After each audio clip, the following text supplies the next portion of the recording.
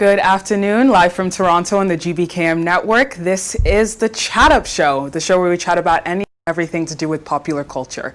I'm your host, Elizabeth Eloidy, and I hope that you are ready to chat it up with me today. Now, as always, you can keep up with the GBKM Network in various ways. You can listen live 24/7 at www.gbkm.fm. You can watch live on Facebook and YouTube at GBKM TV, where you can also like, share, comment, and subscribe. You can follow us on Twitter at GBKM_FM and Instagram at GBKM_FM. Now, I'm excited. We're back for another week of the Trusty Chat Up Show. Now, it's pretty clear that summer is pretty much over. We are falling right into fall. See what I did there? With the quick change of weather, knowing that we went from really sunny days to kind of gloomy, cloudy days, it's officially goodbye summer and hello autumn. Which also means that since it is the beginning of fall, it's also back to school. Now, of course, we've talked about how it will be like for some students going back to school, some who have already returned this week. Some experts are even saying that they're not sure just how long this school year will last based on the safety precautions that have been put in place. I mean, we know that a lot of schools are ensuring that kids are practicing safe distancing, wearing their masks, all of that good stuff, but we're not really sure just how that will look in practice. We're not sure if those measures will really play out in the long run. Some experts have even spoken to Toronto Star about their views on just how the school year might look in reality when we're dealing with a lot of kids in small quarters, if you will, of the classroom. Now, in other pop culture news, after 14 years and 20 seasons of the show, Keeping Up with the Kardashians will be saying goodbye in 2021. Now, some of you are probably like, who cares about the Kardashians? Well, some people do. I mean, the Kardashians have really become a household name. I mean, everyone and their mother knows the Kardashians. And to have such a long stint on reality TV for 14 years and to still remain somewhat relevant is really a big feat. A lot of people have fallen in love with their flamboyantly luxurious lifestyle. People have fallen in love with the family themselves. So seeing them say goodbye was a shock and some sad news for some fans. Some are speculating the reason. The family hasn't fully disclosed the reason behind the show's cancellation. Some say it's because the sisters aren't on the same terms when it comes to the show anymore. Others may be speculating that it's because of Kim Kardashian West's husband, Kanye West's mental health condition as of late. But we're not really sure. None of the family has confirmed or denied any of these speculations, so we're not sure why they've decided that this is the time to say goodbye, but it was kind of in the works for a while, and I mean, honestly, you kind of saw it coming. Things always run their course, and it's time to say goodbye when it's time to say goodbye. So if you do want to catch up, of course, you know that there's the various ways to watch their show on Hey TV for one. But as of 2021, it will be no more Keeping Up with the Kardashians. But who knows, maybe this won't be the last time we will see the family on TV. Considering Kim is still pursuing her lawyer career, maybe there's something in the works there. But as of now, Keeping Up the Kardashians is going to be saying goodbye. Now, with that little pop culture tidbit out of the way, there's something that's kind of taken over the social media sphere, if you will, a conversation that started regarding race. And that is to do with this news story that has recently been broken and has kind of gone viral. And that is the story of Jessica Krug. Now, some of you may be wondering, who is Jessica Krug? Well, I will be diving a little bit more into who she is exactly, but just to give you a little bit of an insight, Jessica Krug is an associate professor of African and Latin American studies at the George Washington University currently. But the reason she has gone viral is not because of I guess it's because of the work she's doing, but also because of the identity she has claimed. Krug, for the better half of this decade, has been claiming to be a black woman with Latin American descent, similar to the story of Rachel Dolezal, who we remember was the white woman who had claimed black ancestry, though her parents came out and essentially exposed her a few years ago for just being a white woman. Jessica Krug has essentially followed suit, and she herself actually came out and told the truth in a recent blog post that was published on Median platform. Now, Krug, who is actually a white Jewish woman from Kansas, claimed to be Black Caribbean, Black American, Afro-Latino. All of these different identities that she's claimed over the years has come to light that it has actually been a lie. Now, for some of you, you're probably wondering, how do you lie about your identity when people see you in person? That's an interesting question. And so far, we're not really sure exactly as to why or what she felt the reason behind lying about her identity was. But in her blog post, she does dive into some of the reasons why she decided she was going to lie for a few years about who she is and what she was doing. So let's find out a little bit more about who Krug is and why she felt the need to let the world know now that she had been lying all these years about her true identity. Now, as I mentioned, Jessica Krug was an associate or is an associate professor of history at the George Washington University, where she teaches or taught, depending on who you ask, politics, ideas, and cultural practices in Africa and the African diaspora, with a particular interest in West Central Africa and Maroon societies in the early modern period and Black transnational cultural studies, according to her bio on the university's website. Now, of course, not to raise suspicion, Krug was not the name she always went by, especially when she was doing her activist work.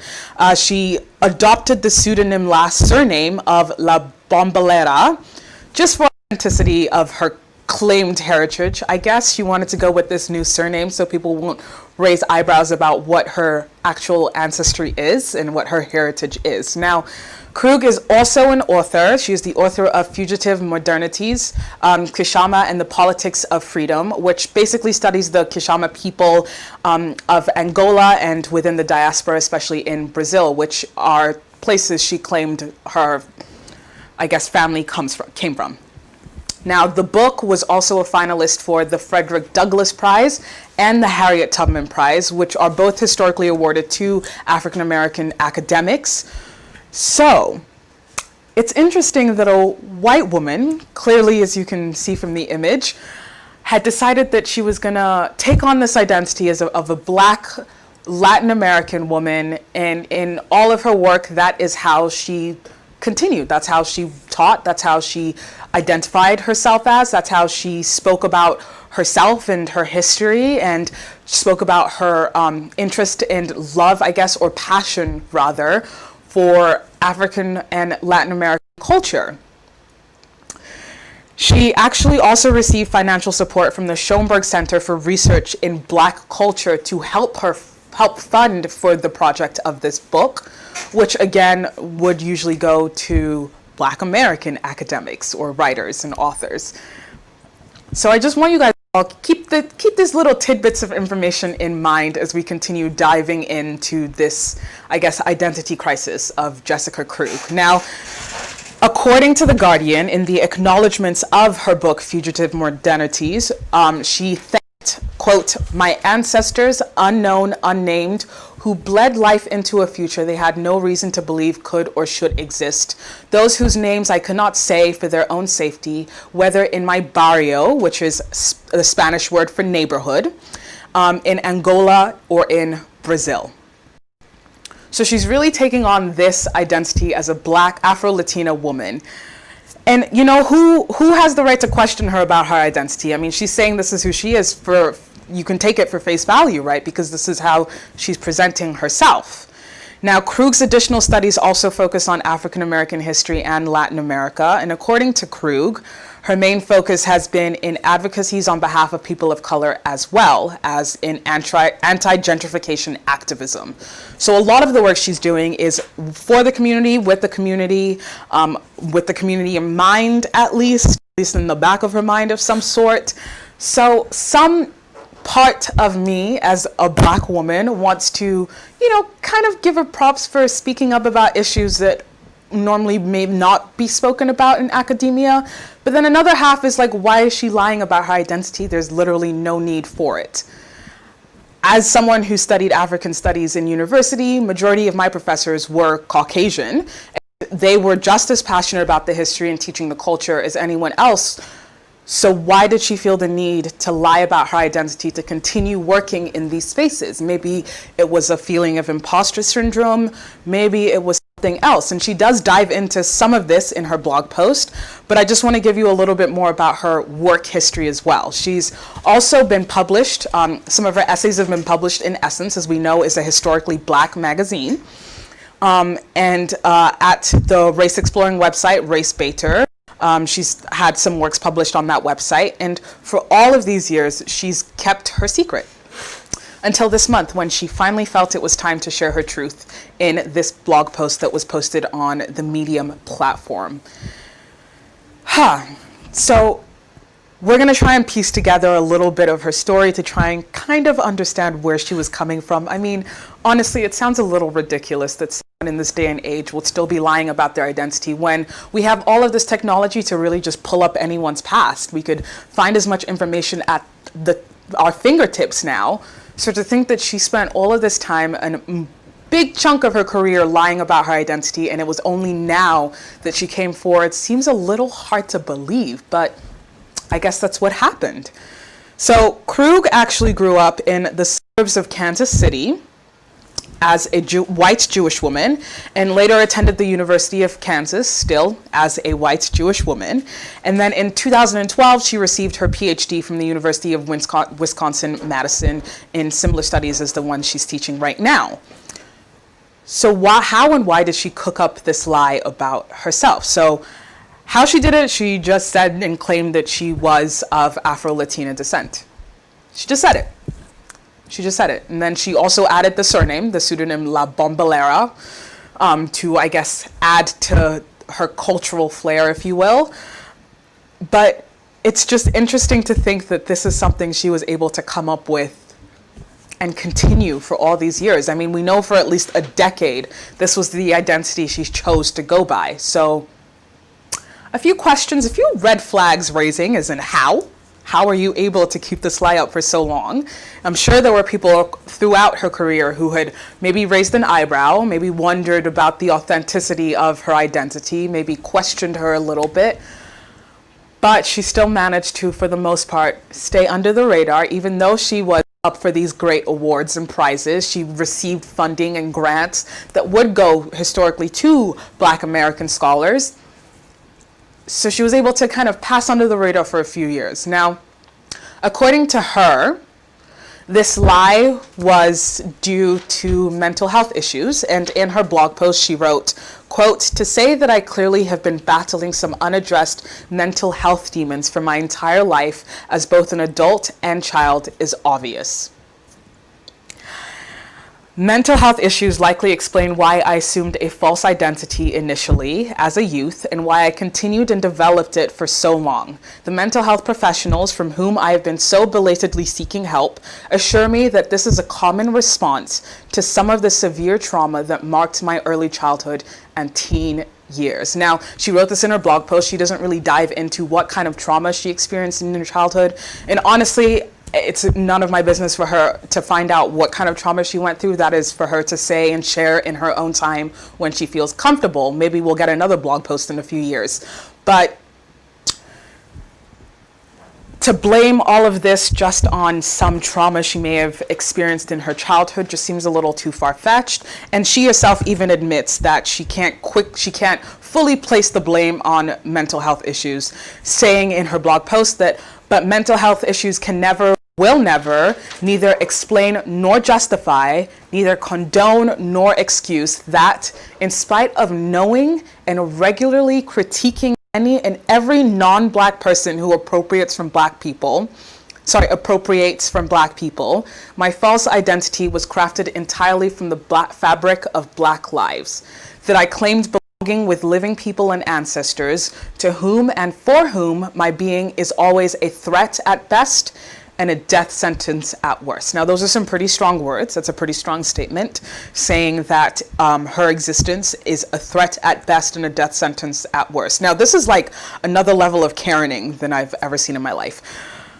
It's true. I mean, I guess you can't always justify what she did and claim it's because of her mental health coping mechanisms, if you will, for the trauma she dealt with in her childhood and her early years, let's just say. But it's like, for someone who called out other non-Black people for appropriating Black culture or just Blackness in general, and to be lying about your, like, how do you do that?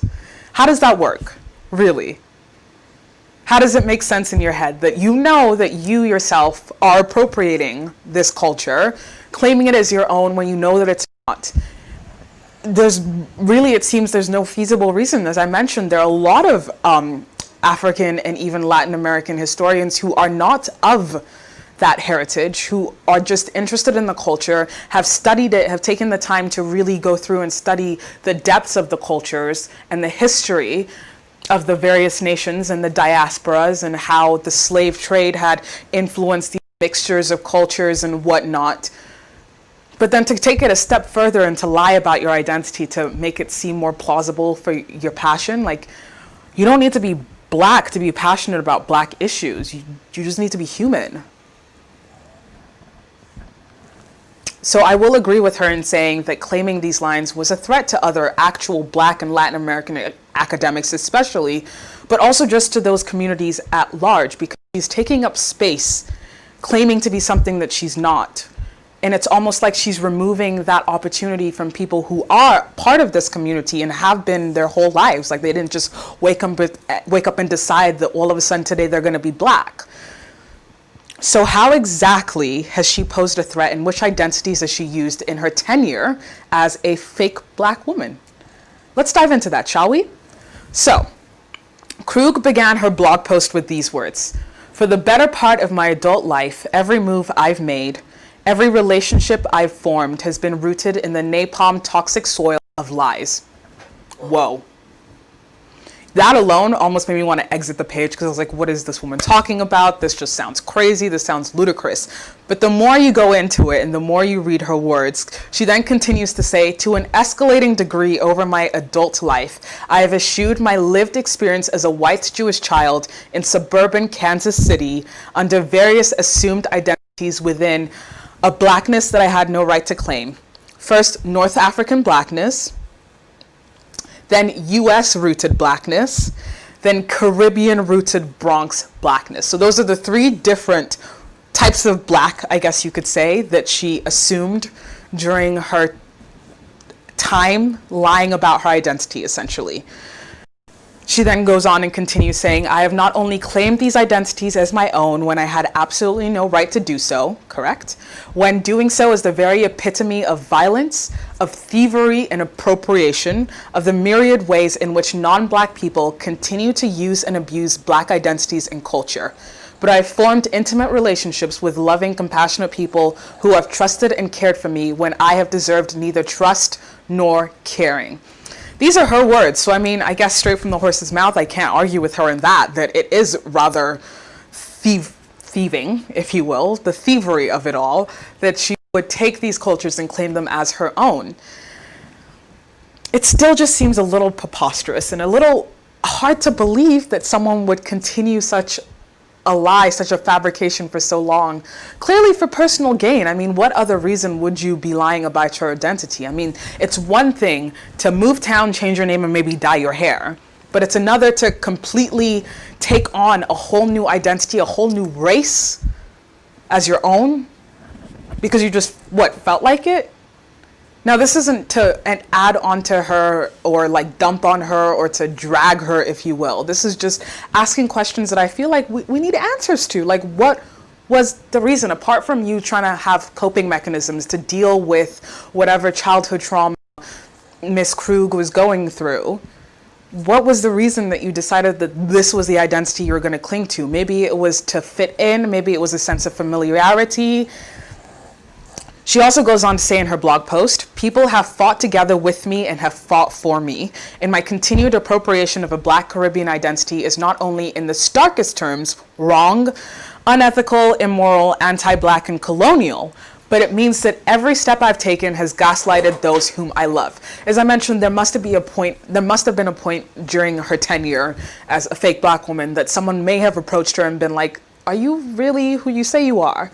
And she probably did tell them, how dare you ask me what my ancestry is? This is who I am and this is my identity. Which is probably why she was able to go on for so long. That she was, as she says, gaslighting those whom she loved. Because you'd have to gaslight a lot of people to be able to keep up the lie like that. You'd have to tell them that they were the delusional one, or they were the one in the wrong for even asking you such a question. And I think it brings up the conversation of how we deal with race at large, especially in North America. It feels like we're constantly tiptoeing around it. It seems up until like yesterday that we were finally having these open conversations on major platforms about race and how it shapes how we see the world, how the world treats us, how the world sees us, depending on the color of your skin. And I'm sure, as a history professor, she understands historically, especially in the United States, just how much of the history is rooted in race. So to then know that as who she is, as well as a white Jewish woman as well, to continue such a lie, it just seems like, wow. Just wow. Because, I mean, there's lying about one identity, I mean, of course, is immoral, but to constantly change who you are and where you're from just seems, it seems, that's a new level. It's a whole new level. It's a whole new playing field that we're in right now, because it's not that she just said, this is where I'm from and kept to one story. She kept changing it.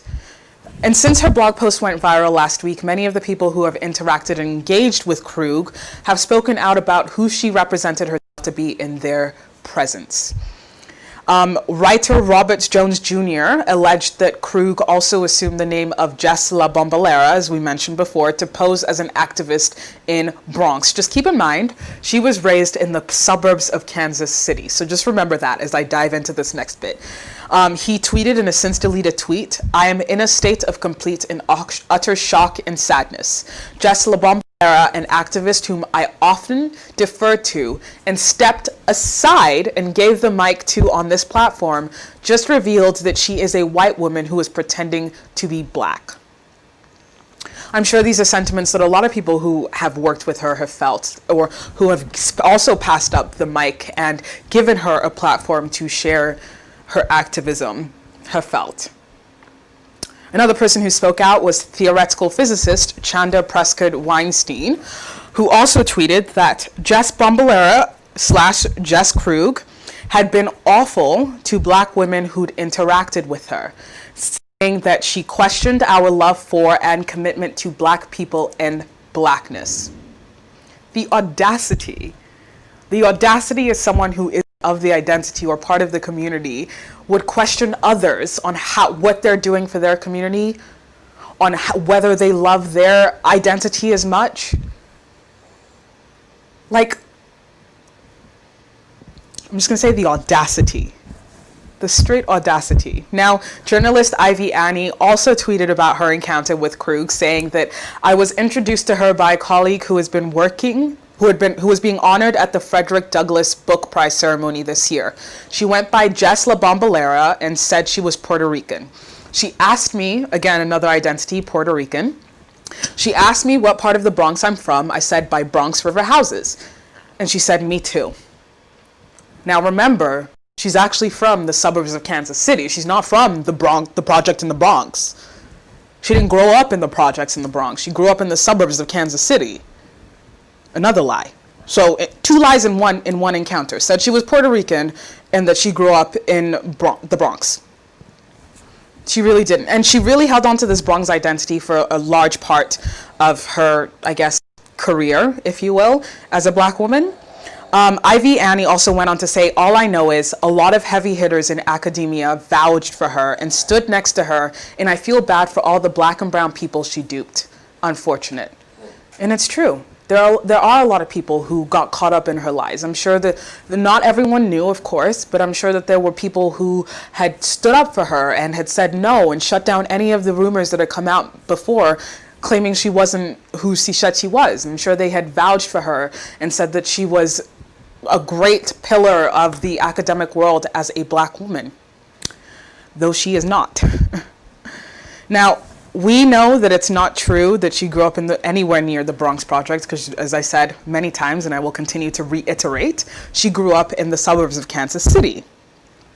Now, Krug obviously has capitalized on the fact that many, especially urban Puerto Ricans, embrace their African ancestors to claim blackness, or Caribbean-rooted Bronx blackness, as she describes in her Medium post. Even though she is very visibly light-skinned. I mean, you can see it in this image of her holding up her book, that I guess she's a very light-skinned black woman, if you will, and has very loose curls. Not very close to Afro-textured hair, but curly, nevertheless.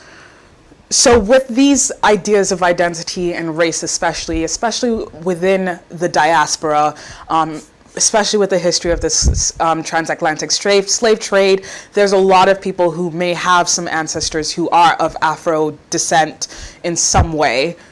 And that's why I guess for so long she was able to keep up this lie, because, you know, the benefit of the doubt. You're going to assume she's not really lying about her whole identity. But she was. She was. Now, one of Krug's GWU students, that's the George Washington University student, said to a reporter at New York's magazine's The Cut that, quote, she would have been fine if she was just a white woman. I've taken several African studies courses at GW taught by white professors who were just as passionate and just as knowledgeable. The things that she taught me could have been done without this whole minstrel show of a persona. Exactly what I was saying, that there are a lot of professors who are teaching African history or African American history, African American studies, who are white, but they just have a passion for sharing this history and their knowledge. There was no need for her to have lied about her identity. So maybe it's deeper than just wanting to get the job or wanting to have this platform. Clearly there's something deeper here. And as she said, maybe it was her coping mechanisms dealing with her childhood trauma, but something else is going on here. Now, another junior at George Washington studying international affairs, Anmal Goraya, says she took an introductory history class with Krug in spring 2019.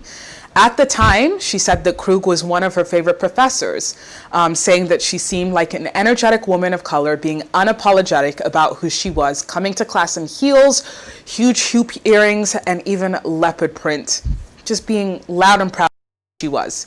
Now, Goraya told CNN that Krug would often champion Black and Indigenous artists and lectured on topics such as indigenous populations in Chile and the role of rice in the African diaspora, which honestly, if you know about the African, like we all eat rice, like it's the only food group available. But Goraya then went on to tell CNN that from the moment she came into the classroom, I was in awe of her, and I'm just shocked that it was such a complete lie.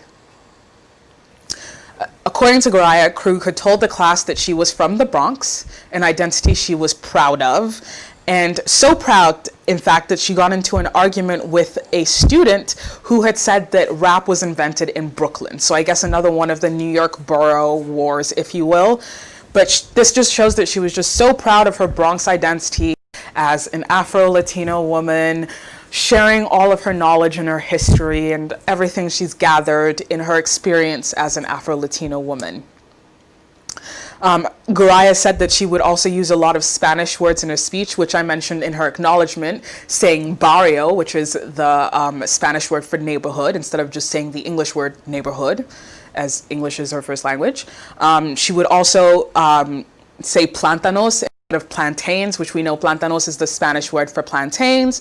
She would just throw in a lot of Spanish in her speech, just trying to really show that she is of the culture, I presume. But the exact place she was from was always changing, Goraya said. She once spoke about how plantains were important to her family in the Dominican Republic. So that's another identity. You know how we mentioned Puerto Rico before. Goraya also said that she had told another student she was from Puerto Rico. So that's Dominican Republic, Puerto Rico, Angola, and Brazil. That's four different nations she's said that she's from. Now, Goraya said that still she never would have guessed that Krug was lying, telling CNN, it was the last thing on my mind to think she was lying. I would think I had the details.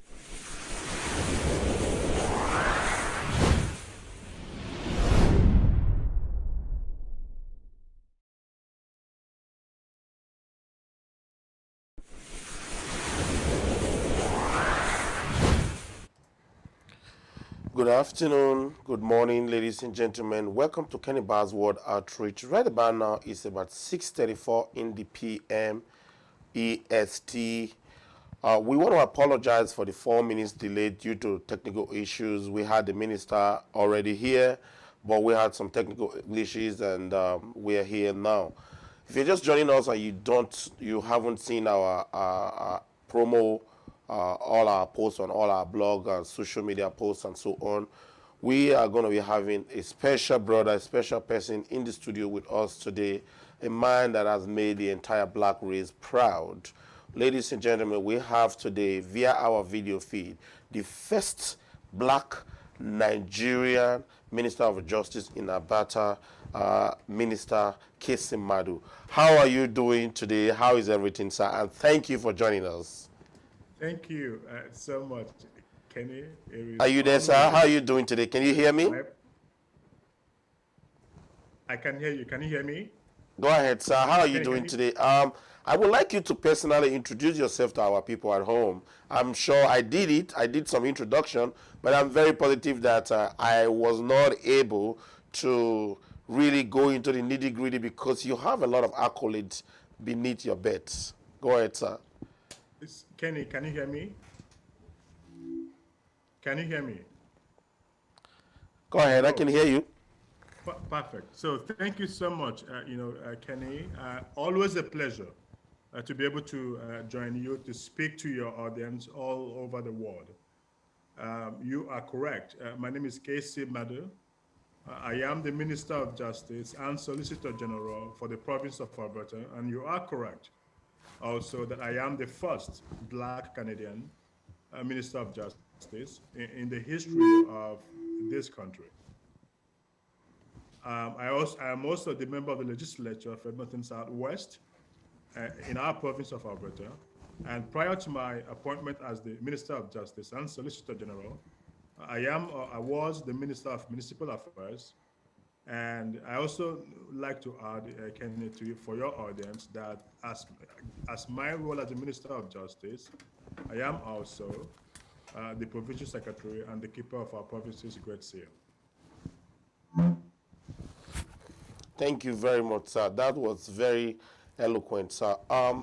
Before we went on the air, I said something to you. I said, sir, you have made us proud. Permit me to congratulate you live on the air today.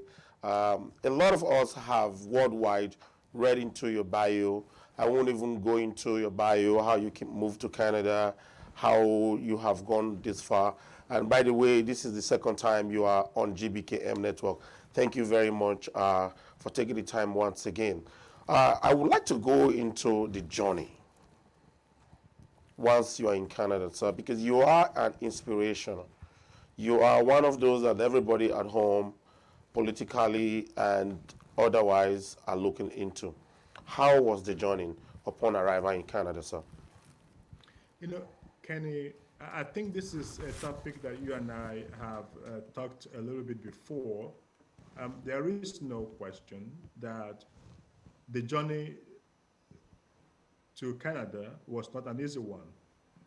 It has always been a difficult one, but I have always been an optimist. I've always believed that once you leave the shores of our continent and find yourself in a merit-based environment where it doesn't matter where you come from, where you are judged on the content of your character rather than who your parents are, that if you work hard, despite all of the obstacles, and there are a lot of obstacles, as you know, when I came to this country 15 years ago, um, it was difficult for me to find employment because of obviously the much needed Canadian experience. And I remember always asking, telling my prospective employers that if you don't hire me, how on earth am I going to get that Canadian experience, given the fact that I did not, I just immigrated to Canada. And we will quip and laugh about it and embark on those conversations. My first employment, Kenny, was at a small unit at the University of Alberta Hospital called Patient Food Services. It was from there that I would go on to work for Legal Aid Alberta, then to the provincial government, and then eventually return back to the private sector to set up a law firm. But Kenny, and that is the story here. I don't need to recount for you the challenges that one faced in our country of birth or on the continent that has led many of us to leave the shores of our continent. And those continues to be the challenges for Nigeria, for most of the African countries, and indeed the continent as a whole. Wow. You touched something that is very, very crucial here that I would like to elaborate on. You did mention our country, the country of our birth, Nigeria, and the green pasture. I want to see how we can compare and contrast the opportunity that you even though it took a lot of hard work, we will not undermine that. Do you think being in Nigeria and putting in the same amount of hard work, the result would have been the same? It's impossible, Kenny, and that is the tragedy of our country of birth. I always give an example of when I was running to be the member of the legislature for my constituency called Edmonton Southwest. And Kenny, I campaigned from 2018 to 2019, almost 1.5 years campaign. Not once did anyone in Edmonton Southwest ask me, where did you come from? Why should I vote for you because you are Black? Why should I vote for you because the voice of your sound, the voice of your voice doesn't sound like a typical Canadian voice? And by the way, Kenny, my constituency is predominantly Caucasian constituency. Even if you put together all of the Black people in my constituency, I would not have been elected. And if no one cared about who my parents were, the fact that I am Black, where I come from, and all that they wanted to hear from me was, why should I be elected? Why should they vote for me? Talk to us about policy, about what you stand for, about your values, about what your political party stands for, and what you will do to the people of your constituency, our city, and our province, if you are fortunate to be elected. Now, contrast that with life as we know it in Nigeria and life in the realm of politics. Kenny, if I go to Nigeria, if you go to Nigeria, or any of us go to Nigeria and put our hands forward for national election, the first things people are going to ask us, or the so-called powers that be, or the political parties, the first set of things they're going to be looking for and asking for is, where do you come from? Which tribe in Nigeria do you come from? Are you Igbo or Yoruba or Hausa, or are you Medo or South? Are you from Ilorin or where? They're going to ask you, who are your parents? Who are your godfathers? How much money do you have to fund this campaign? Those are the considerations. And that it has been the experience of some of us who have left their various Western countries to Nigeria to see how they can help the country of their birth. That, by and large, has been their experiences. You see, it's amazing how you were able to break it. I want to drift a little bit now to Canada. We got so many messages coming in. Everybody's excited. I cannot say it. You have made us extremely proud. And I just want to say again that we're praying for you, for God to strengthen you, those good stuff that you start doing, for you to do more and put us on the map just as you're doing now. Now, I have a question via email. The question is from somebody from Australia. What are the major difficulties you encountered when you first step into the Canada political terrain? So, obviously there are difficulties. I would say that first and foremost is being able to identify yourself. It all begins with what you believe in at your core. There is someone that you are. And I have always said that it is important to believe in yourself and identify the values that you represent. And when you are true and real to yourself, that will lead you to identify the political party that aligns with your values. So the first difficulty is asking yourself, what are your values? And being able to educate yourself about the political party that identifies with your values. For many of us, we don't ask those questions. We look at the what is popular. We look at conversations that sounds good in the ear, but may not necessarily represent what we stand for as an individual or as a people. We rely on the media, and in this part of the world, if you rely on the media to define who you are, to tell you who you are going to find out that you would end up in circumstances, in clubs, organizations, and political parties that don't necessarily reflect your value. And if you are not careful over time, all of those environments will impair who you truly are. So in my own case, the difficulty for me, I knew who I was from day one. I knew the values that I was born with in Southeast Nigeria.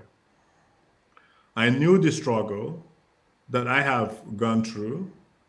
I knew the importance of the place and importance of hard work. I knew the importance and place of education. I knew the importance and place of being a responsible citizenship. I knew the place and importance of making sure that you don't give up your dream. And all I needed to do was to hunker down and study each of the political party's platform and identify the political party that best reflect those values. And that was exactly what I did. And so that is the first difficulty. The second difficulty, obviously, is being able to be involved in political activities, in community activities, because you would need to build relationship and bridges, for you to be successful in politics.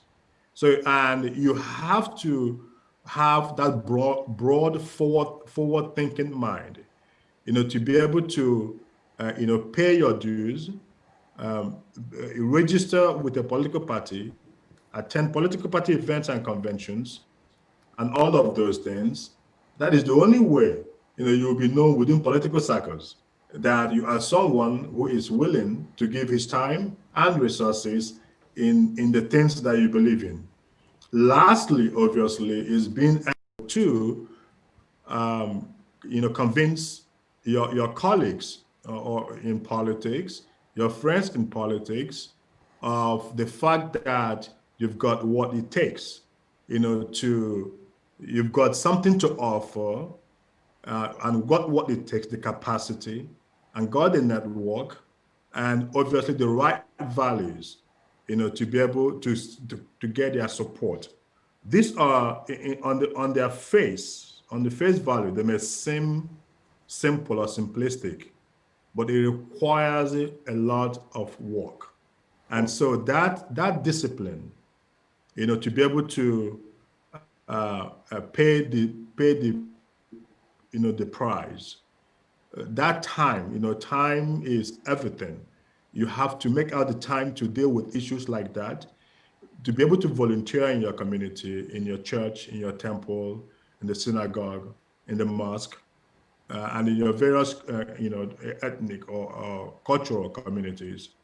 All of those things are time demanding. And in the midst of us being able to work full time, raise our children, take care of our families, and all kinds of other activities, it can be daunting to find the time to be able to get involved in politics. Wow. Because of time, I'm going to really be quick in questions asking. Now, let's go Sure. back to your just this previous appointment that you had. What was the hardest decision you made? What were the biggest challenges you had? Well, I think so. In my previous appointment as the Minister of Municipal Affairs, responsible for making sure that municipalities are viable, making sure that they have the money for capital projects. I would argue that the most difficult for me was in the midst of economic crisis, in the midst of a collapse in oil prices. As you know, Alberta is an oil-rich province. And in the midst of debt and deficit, is being able to make sure that we continue to fund those projects that are aimed at protecting lives and livelihood. And those were very challenging, decisions in terms of giving the limited resources available to government and given the an unending, demand for those limited resources. How do we make sure that they are being allocated in a way that protects lives and livelihood, especially when you think about the impact of the COVID-19 pandemic on our lives, economy, cultural, and social? Wow. Why we are moving forward really quick. That was really in depth. We're going to quickly move forward because we know your time is really, really, really, really, really condensed, and we thank you very much for giving us this time. As the Minister of Justice right now, in your first 6 months in the office, what is your priorities? How will you prioritize? So, Kenny, that's a very good question. And I think that is important that in this particular role that I make progress. I am very committed to making progress within the first 6 months of my office. My immediate priorities, Kenny, are threefold. Number one, as a Black Canadian, I have had, a series of concerns about the interactions between the Black and Indigenous community and our law enforcement. I have heard concern about the police complaint resolution process. I've heard complaint about the unlawful street checks of Black Canadians and Indigenous Canadians.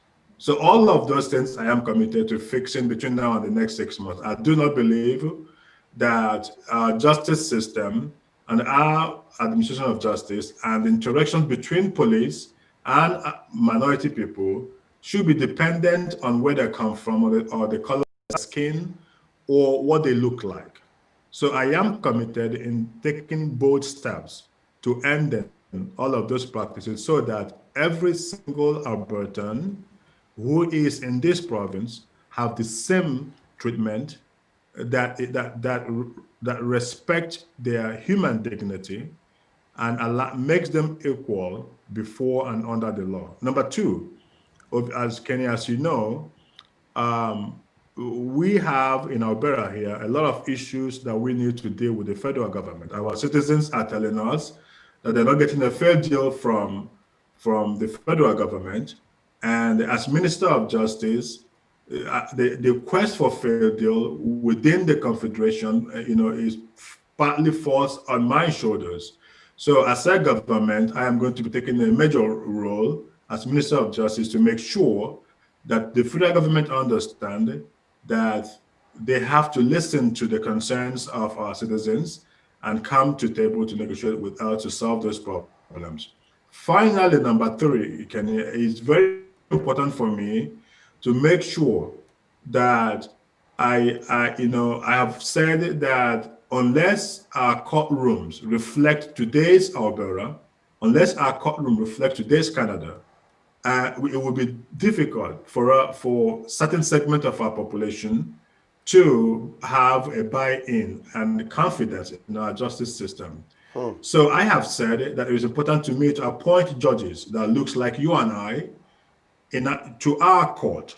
And I am going to begin that particular exercise with the level of court that I am responsible for, which is the provincial court. But to make sure that as Minister of Justice from the Black community, that every Black Canadian, every minority person, and indeed every citizen feels respected and treated equally under the law is work that I started on day one of being named the Minister of Justice. That is really a whole lot of work for 6 months. That's a whole lot of work. We have like 4 minutes left. I'm just trying as much as possible to put in questions. We have tons of questions. Everybody's just throwing questions at us, and half of it is just compliments, and we're all excited that you are able to put us on the map. Let's put it that way. My other question is, statistically speaking, there's statistic out there that says that there are a lot of the people in detention, we call it correctional center. A lot of people, there are statistics that says that people of colors are mainly in those places. Do you agree with that? And if yes, what will you do to correct that on your part? Kenny, there's no question that I agree with that. And that is why I talked about reform of the justice system. And that includes the correctional facilities and the fact that we have overrepresentation of cultural people or all indigenous people within our justice system. I think that's why I also want to reform the Police Act, and I also want to make sure that there are judges in our court system that understand it, have similar experiences like the people who are overrepresented in our correctional facilities. And all of those things will be a high priority for me. There are people who should not be thrown into jail given the nature of the offenses that they have committed. I am going to be taking a hard look at each and every one of these issues. And there is no question that there are people who are better suited to mental health facilities and all kinds of other treatment facilities rather than being just thrown in jail. We have seen incidents of people being thrown in jail as a consequence of very minor offenses, something that end up costing government and the system more, not just in terms of money, but also in terms of the human capital that are being wasted as a consequence. So again, that is why I'm taking a holistic look at our entire justice system, which include, the nature of the people who are in our prisons and correctional facilities. So that is a priority for me, Kenny. How will we know you're not a Minister of Immigration, but how will you leverage on your position to partner and strengthen the relationship between the land of your birth and where you are currently are? Land of your birth meaning Nigeria.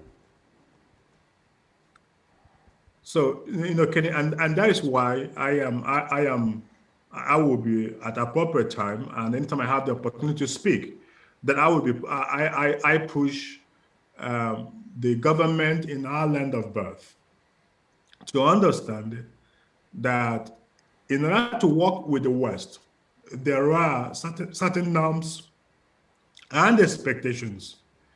And, the fact that we need to tackle corruption, the fact that they need to tackle tribalism, the fact that they need to build a merit-based society, all of these things will help in those type of conversations. The nature of leadership that we have in Nigeria or on the continent and the nature of politics that are played down there oftentimes makes it difficult for us to have this type of, relationships. And in the end, it is the citizens that get to suffer it. So I am going to be doing my best to make sure that the country builds capacity, reform their justice system, reform their politics as much as I can. It is only when we are able to build that level of trust that we can then build a better relationships on all kinds of public policy areas, including immigration. But I do think Nigerians are forward-looking individuals. They understand what they need to do in order to come to this country.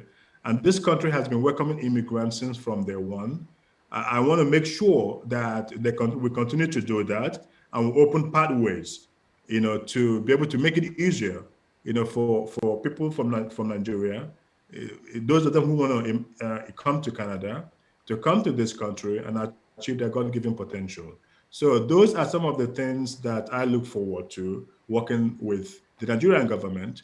Obviously, immigration is a federal matter, but at the end of the day, it comes down to the nature of the relationship between the federal government and Nigeria as a government. Thank you very, very much, sir. At this point, the last thing will be giving you the floor to impart our local Nigerians here in Canada. What advice will you have for new immigrants? This will be the last question. I know you got to go. This will be the last question. What advice will you have for the new immigrants that just arrived, even for those that are still here and still trying to look for their pathway? What advice will you have for them before we let you go, sir? Number one, Kenny, don't give up your dreams. Number two, work ethic is critically important. Number three,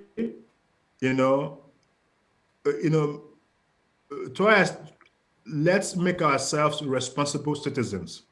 Number three, nothing good in life comes on a platter of gold.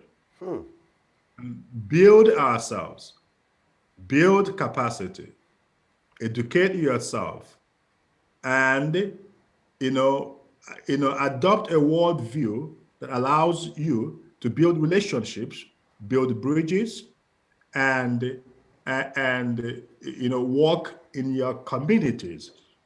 It is critically important that we understand the place of volunteer and community work in advancing our own individual interest, in making ourselves better citizens, in making ourselves people who can be called upon by community leaders and political leaders.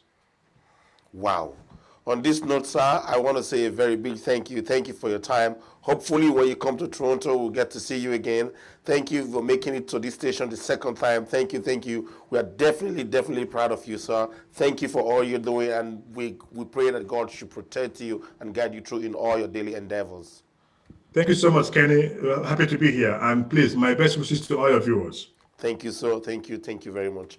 Wow, guys, that was the minister himself, the Minister of Justice in Alberta, the first black Minister of Justice in Alberta, live and direct from our video feed. We want to say a very special thank you to all the staff, to the whole people in Alberta for allowing him, giving us this privilege to have him. You heard what he said, nothing good come at a platter of gold. On this note, I want to say thank you. Keep watching. GBKFM is 24/7, 247. We are live 247 at www.gbkm.fm or www.gbkm.tv. You can catch us live 247. Tell a friend to tell a friend. Share and share.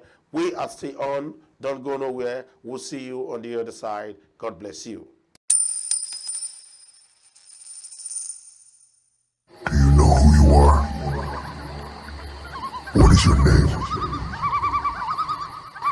Sometimes you wonder why and wonder how. Don't be alone, just stay calm, cause even if you choose or not to. My child, recite the words of this ancient mythology. The wisdom I disperse in this verse, no apology. Memorized to keep you from evil theology. For you, the darker hue, you denied your equality. See, for generations we perpetrated psychology. Divide and conquer each other, really lynch policy. You cannot build each other up, how will you build economy?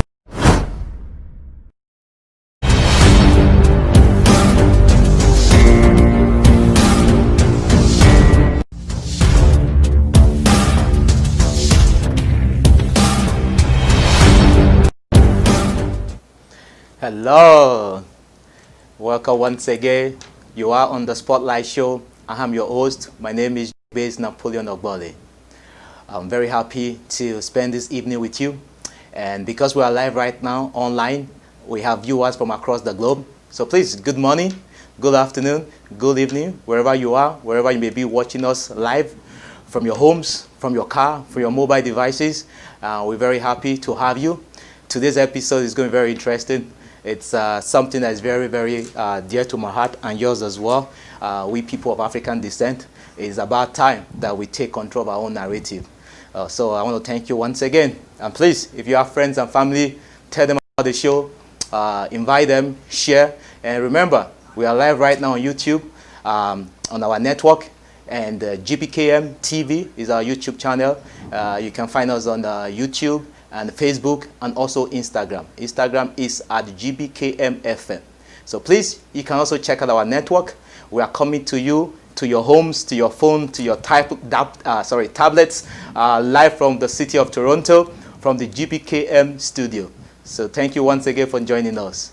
And like I said, remember, check out our network on our webpage on www.gbkm.fm. Thank you once again for joining me. Today is a very interesting show, and like I have said before, the Spotlight Show is about me and you, where we can discuss topics of interest that affects us, even those of us back in the continent and those of us all across the globe in the diaspora. Welcome once again. If you're just joining us, I'm happy to have you, and please to tell your friends and family about this program. Share the wonderful information that we provide. And please do not be selfish. Information is power. So the more we become aware, the better off we are. Thank you so much. And of course, this show is made possible by viewers like you from the various contributions and support that we get. I want to do a special shout out to those that made this possible. And to Africa Young Entrepreneur, acronym AYE. Find them online on www.ayeonline.org. It's a non-for-profit organization based out of Johannesburg in South Africa. It's a wonderful organization and they're doing great things. You know, it's a young network of entrepreneurs. They are in over 19 countries and they are expanding. They provide intra-trade among Africans. It's been wonderful. I've been to their seminars in Africa, and I've seen some of the products that they do. Check them out on their website. They have a new platform. It's called the AYE Trust.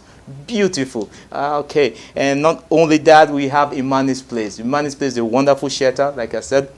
And I always continue to advocate. It's black-led, owned by some wonderful women doing great things in the community here in Canada. It's a shelter for homeless women, people suffering from domestic violence, and of course, human trafficking, sex trafficking and all that. There's horrible things happening in the world, and these people have come together to provide an enabling environment for these young women, to get back to the society. They're doing amazing work. Support them, check them out, www.imanisplace.org. It's a wonderful place. Someone who's a victim of domestic violence, human trafficking, sex trafficking, give them a call, let them be able to participate from some of those programs that they are providing. And not only that, thanks as well to Pan-African Arts, Culture and Trade Institute based out of Toronto, here in Canada, doing amazing things. They are promoters of African cultures and talents. What they do is, they do seminars and try to facilitate inter-trade, between the continent and here in Canada. They do exhibitions and training as well. Check them out on www.pacati.org. Yes, thank you so much, ladies and gentlemen. What is today's topic? Today's topic is quite interesting, which me and you will benefit from. It's called, Does Africa Matter? I'm an African, I was raised out of Nigeria and West Africa. For every people of African descent out there in the diaspora, is a huge question that we need to ponder on. Does Africa matter? Why am I saying this? Stay tuned. We have so many facts and information to share with you, everyone at home today. And also want to quickly, make you relax and share some vital information with you, because we're in the world that we don't really know, what is going on, what is happening. So many countries are locking up their borders, so many, trade wars and so many restrictions. Something we haven't seen in a long time, in this century. And we see a lot of injustice. Sometimes I ask people, people are very comfortable being silent. When you decide to stay silent in the face of injustice, my question is, are you part of that problem? We need to ask ourselves, we need to begin to ponder, we need to be able to think, analyze some of these, happenings in our environment. Let me take a quote from Martin Luther King Jr., who is a great civil rights leader. He's a very quotable person. He's done amazing things for the civil rights movement in America and for blacks as a whole. And one of my favorite quotes for this program says, "Nothing in all the world is more dangerous than sincere ignorance and consensual stupidity." You understand? Ignorance is not an excuse. Okay, you cannot break the law and say, you go to a court of law and say, "Judge, I wasn't aware that law existed." Ignorance is never an excuse. And, we should begin, with people of African descent, we should begin to ponder and begin to ask some of these questions. It's not everything that is documented that is actually factual. I always tell people, talk is cheap, freedom of speech and expression, but you have to be very, very careful and analyze those information that you want to store in your mind, and those information that is useful to you, why not keep it? And those that is not useful to you, let it filter away from your mind. So before we go into some of those data that I have for you, remember the Spotlight Show is all about facts. I'm here to give you facts, so that way you can make informed decisions, and those informed decisions will benefit you, including myself, your community, and your country. So we want to be able to support everyone, all our viewers out there. We do the heavy lifting. We go in there, get some analysis, and we bring that to you. We get some special guests who are subject matter experts in their various fields, and they are able to explain certain things that we may not have the time to go find out, or we may not even know about, we may not be aware of. Okay, so we're going to look at some of those dangerous thought patterns, and the effect and remedy. The mind is a wonderful place. It's an engine room. From there, good and bad comes out. So please, we're going to go further and discuss about does Africa really matter? For every people out there, the Caribbeans, in the diaspora, back in the continent, wherever you may be, let's ask ourselves that question: does Africa matter? And why am I asking that question? Why is that a topic for discussion today? Because it's time. It's about time that we begin to ask ourselves and begin to debate, agree to disagree on some of these issues that affect me and you. Okay, we're in the diaspora, by choice. And some of us are not here by choice, you understand? Because of the situations, be it security, economic, or otherwise. Because remember, man, we always move to a location that is conducive for a survivor. We human beings, we want to survive. And that's one of our greatest instincts, survival instinct. So please, stay tuned. When we come back, we're going to give you some of this wonderful data and some of this insight, and I'm going to share some vital information with you. And so please stay tuned. Do not go away. We're going to go on a quick break. And remember, you can't consume this information alone. Reach out to your friends, send out WhatsApp messages, Instagram messages, tell them about this program. Send out the channel on YouTube and Facebook. It's at GBKM TV, Instagram, GBKM FM. So we'll be right back, and stay tuned. Do you believe you could host an entertaining, engaging, and thoughtful weekly show? Or are you a business person or entrepreneur interested in building a brand for yourself? Can you connect with an audience and have strong social media skills? If so, the GBKM Network would love to invite you to join our team. We're looking for driven, genuine folks who are willing to work hard as an independent broadcaster. If this sounds like you, come join our team. For more information, email your resume to career@gbkm.fm. That is career, CAREER, at gbkm.fm. It's time to turn your passion into a career. Do you believe you could... Welcome back. Yes, this is the Spotlight Show. I'm your host, Jabez Napoleon Ogbole, and we're broadcasting live from the GBKM Network right here in Toronto, in Canada. So this is a live broadcast. You can join us on YouTube and Facebook at GBKM TV, and also on Instagram at GBKM FM. Like I said before, tell your friends, your family, your loved one, even your haters. Let them know information is power. Let's begin to benefit ourselves. There's strength in numbers. And so thank you for taking time from your busy schedule. We know right now in the various part of the world. Some countries are in the daytime, some are in the nighttime. In Canada, here, it's just evening. Some countries back home in the continent are probably at night, and I'm very happy that you are able to join me and to be live here with me. And this show is going to be interactive, so please, as we share some of this information, if you have any question, if you have any comment, please send it there. Our team is actually here watching our channels, so you can send your comments on YouTube, GBKM TV, same thing on Facebook and Instagram. Okay, so do let us know what are your thoughts and some of those questions you have. And remember, I'm here for you. You are the reason for this show. If you have questions, you can reach out to me as well. You can reach me on my Instagram page. It's at Jaybes, Jaygbes. Send me your questions, DM me, and be very happy to assist you in the best way I can. Okay, so like I said, this program is about me and you, how we can be able to discuss topics of interest that affects me and you, how we Africans and those in diaspora as well can be able to look at some of these issues that's affecting and impacting us in the diaspora in our home country as well. So remember, continue to check us out on our website, www.gbkm.tv. Remember, our network is a wonderful network. We're sharing. We are the mouthpiece of the community. We want to be able to give you information, not just from this show. We have a variety of programs on our site as well. Please go there, support us, and be able to share to your friends and family and everyone else that you believe will benefit from this information. So now let's talk about today's topic. Does Africa matter? And before we go in that, before I go into that topic of discussion, I want to whet your appetite. I have some very wonderful. I always like to give you fact. I love numbers. You understand? You can't deny. You can't deny the fact when you see it. You understand? No matter how you tell a lie, it becomes true for a while. But at the end of the day, fact matters, and that's why we're here, not to gossip and to always give you fact. I also want to encourage us with this data that just came out. I don't know, for those who are not aware, is a new Lancet report. Have you heard of the Lancet report? I'll tell you more about the Lancet report. It just came out this month of June. A wonderful report on fertility and population growth. I have a reason why I'm sharing this report with you. It aligns with the topic we're talking about. Let me tell you what Lancet is. Lancet is a weekly peer-reviewed general medical journal. It's among the world's oldest and best-known general medical journals. Okay, they publish original research articles, review articles, editorials, book reviews, correspondence, as well as news features and case reports.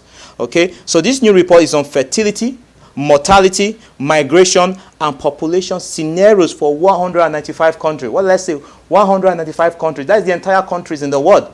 Okay, 195 countries and territories. And the good thing about this report is is the timeline from 2017 to 2100. So which is the beginning of the 22nd century. Okay, and it's such a wonderful report, and we want to give thanks to the funding. The report was made possible by the funding from B and Melinda Gates Foundation. I want to give a shout out to them for some of the wonderful things they are doing. And let me share with you some of that report. It comes in the form of a bar chart, and we're going to speak to that shortly. Okay, as you can see, the 5 most populated countries by the 22nd century. 2100 is not far.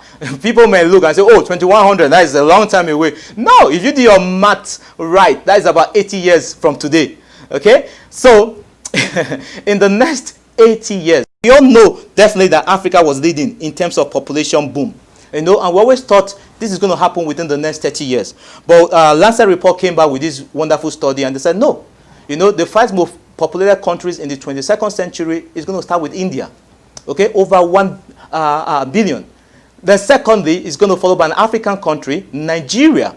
Okay, followed by China, then USA and Pakistan. So what this report just shows is that there's a shift. Right now, the most populous nations are India and China. But you just notice that in the next century, the big economies, the big populations is shifting to Africa. And why am I saying this? Because it's for your own benefit to understand. Because this report was published recently this month, July in 2020. And it also collaborates earlier forecasts which show that Nigeria, already is Africa's most populous country, will drive the boom in Africa. So you have to understand that we people of African descent, there is a trend. Something's happening. And that's why we have this show. You know, we're putting you on the spotlight today. So some of these questions are going to be thrown at you. So that way you can begin to think, activate some of those those conscious thoughts, you understand, and ask some of these deep questions. Where are we going? So let's take a look at some of those findings. Which are those countries in the 22nd century that is going to have the biggest population? So I'm going to show you a quick table. Okay. So as you can see, I want to give thanks. The previous report and this, they are from the Lancet report. Actually, this was put together by Quartz Africa. They actually did the visualization of the data. So we are very grateful for that, because by actually taking those data from that report and putting it in the form of a chart and a table, it enables me to explain it better to you. You see? So 8 years from today, we can see that population is going to decline in China. And Nigeria is going to lead and be the second most populated country in 2100, behind India. This table shows that the African countries are going to lead the 22nd century in terms of population boom. This is very interesting. So we have to begin to, what are those countries? Nigeria is there, okay? Not only Nigeria being top 5, we also have other African countries who are going to pass that 100 million population mark. Okay, by the end of the 21st century, and at the beginning of the 22nd century, other African countries will lead that growth, such as Niger, as you can see on the chart, on the table, Chad, 2 of the continent's poorest nations right now. They will see the largest percentage increase in the size of their population. Then followed by DRC, Democratic Republic of Congo. We also see from being Africa's 4th largest country by population to being the 2nd. So Nigeria is going to be first, followed by DRC. This is very interesting. When I saw this report, I was fascinated, and like I said, thanks to Quartz Africa, the online news media and analytical site that actually put that into a meaningful table and bar chart. So the Lancet finding also suggests by 2100, up to 183 countries, we have what? Fertility rates lower than 2.1 births per woman. Do you know what that means? That 2.1 births per woman is considered the minimum rate required for generational replacement of the population. Remember, we grow older, and a new generation comes to replace that workforce. But what is happening is that out of 195 countries in the world, 183 countries are going to have fertility issues, which means they will not have enough to replenish the population. So where am I going with this report? So it means that this country will have older population than the younger population. The most extreme cases that we have this, based on this Lancet report, it's not my report, it's a Lancet report. These are specialists who went to spend time to dig into the data. Okay? They said that countries like Thailand, Japan, Spain, along with 20 other countries from Asia, Europe, and America will be hit the hardest. So why was this report done? It's fascinating. What is the purpose and benefit of this new report being published? I asked myself that question. But please, I'm not here to support any conspiracy theory, because on social media you hear all kinds of news that certain people are trying to depopulate Africa and all that. We are basing on fact. This is a Lancet report that came out recently. Yes, we know it was funded by Bill and Melinda Gates. You understand? They are philanthropists and they do a whole lot of support for Africa. And there's a disclaimer on this report, and it says the report stated that the funders, those who funded this report, which is Bill and Melinda Gates Foundation, had no role in the study, design, data collection, data analysis, data interpretation, or writing this report. Okay? So when I look deeper into the report, and I found out that the report's intent, what's the intent of the report? Why was so much money and people's time spent on coming up with this report? To look at all the countries in the world and see how fertility, mortality, and migration is going to impact the world. Okay? And how do they come back to see or come out with all this data? Understanding potential patterns in the future population level is crucial for anticipating and planning for changing age structures, resource, healthcare needs, and environmental and economic landscape. It's very important, because Africa is going to see a huge population boom. So African countries and governments need to start preparing for that. Okay? We can't continue to, we will not be self-sustaining. Africa has always led the entire world. Okay? So we have to start focusing on the continent, and we in the diaspora, whether we like it or not, we have to play our part in this. Because when we leave, you understand, our descendants are going to ask this question: what did we do?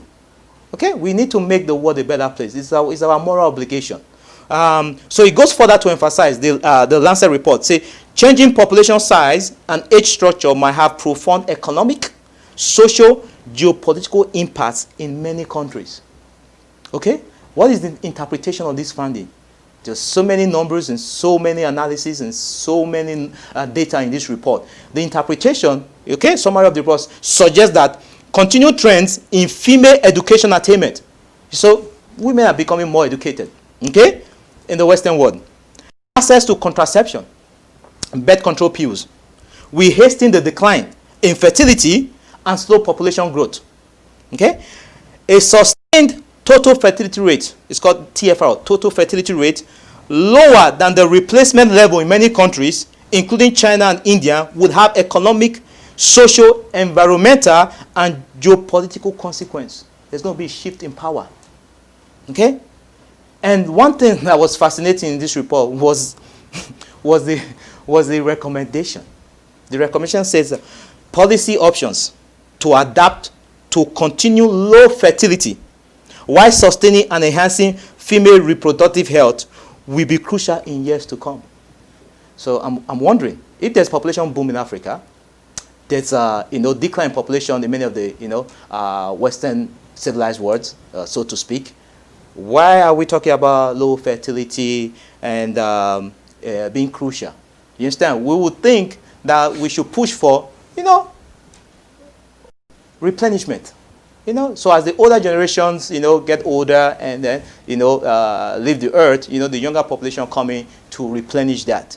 Okay, so we need to begin to speak to our leaders and say, what are these policies that is being recommended here? You understand? Is it for the entire world, or is it for this group of African nations that is going to see population? Okay, so please, let's going to support one another, and I really want you to ponder on this report, and please go to the website, the Lancet, or you just Google it. The report just came out, and I can give you the title of that report again.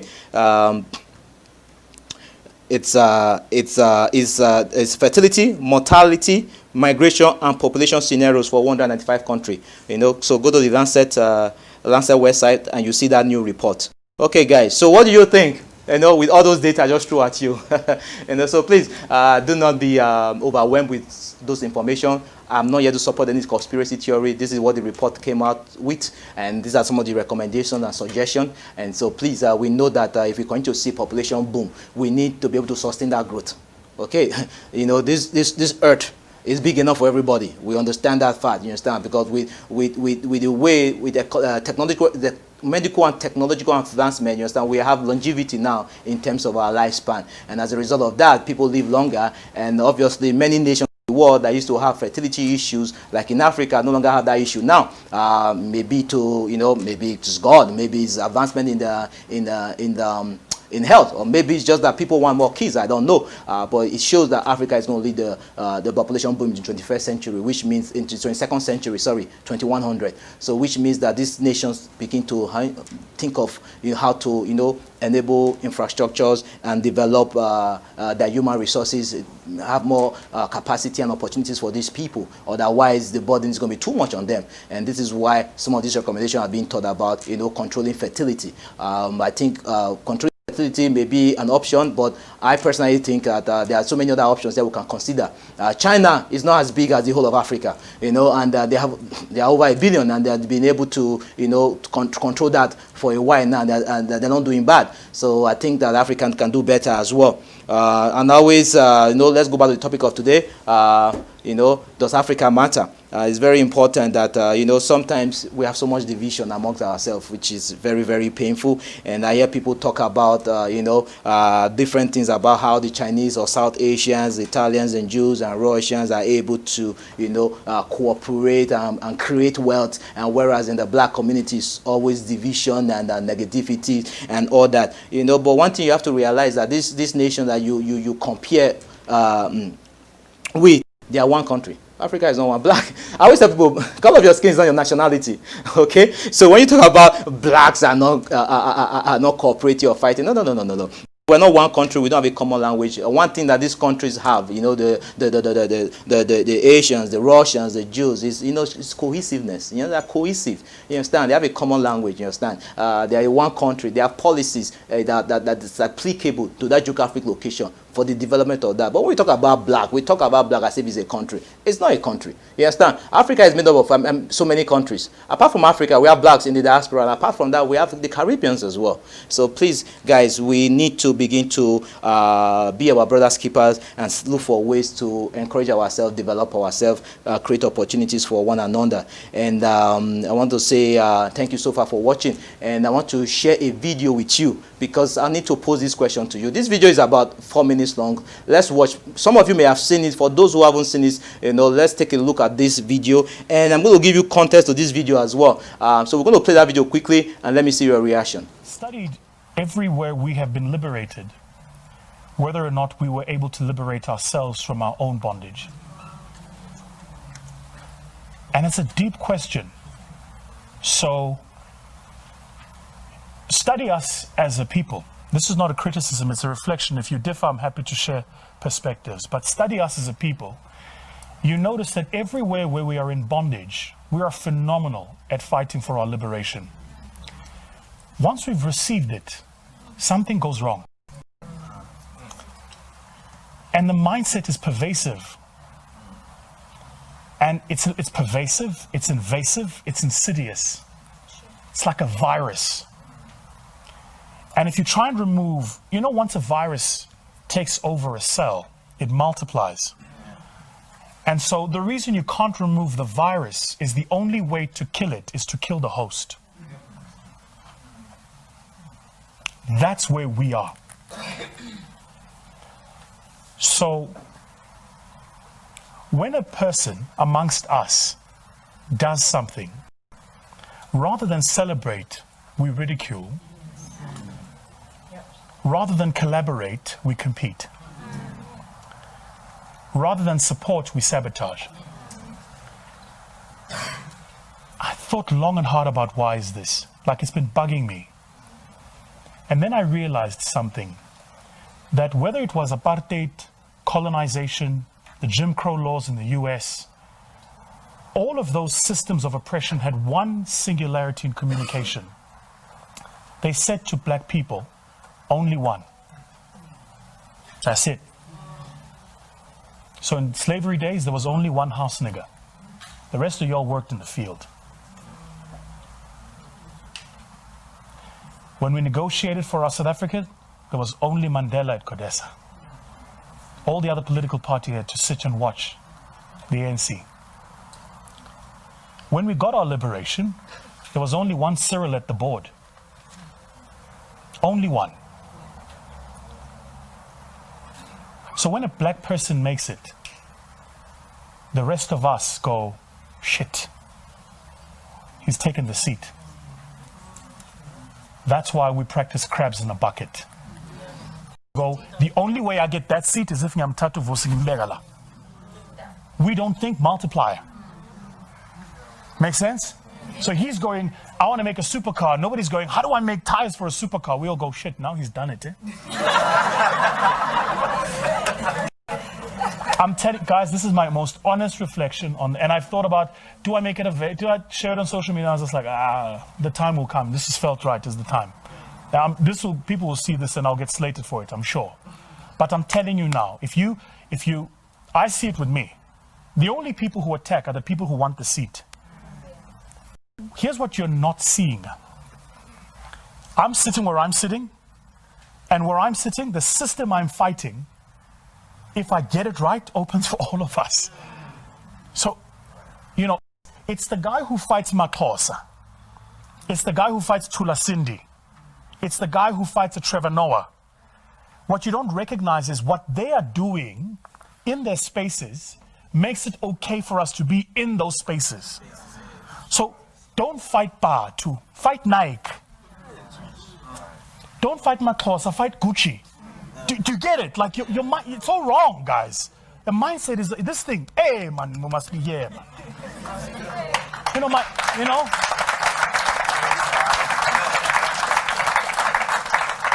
My uncle always says, Ndonak, how na medula oblongata, how na medula.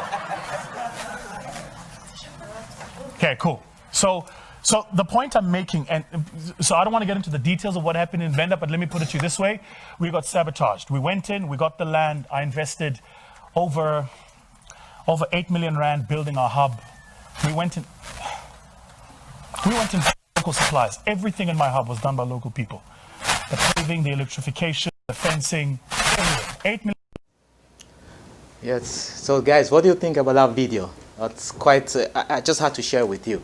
You know, just before, you know, for those of us that may not have context to that video, I'd like to share something about you. Who is this gentleman talking? Okay? And why is he talking this way? You know, so I'm going to show you, I mean, this gentleman, I'll tell you a little bit about him. I'll show you who he is right now. So you can have, you see, that is Vusi Dempekwayo. He's a South African.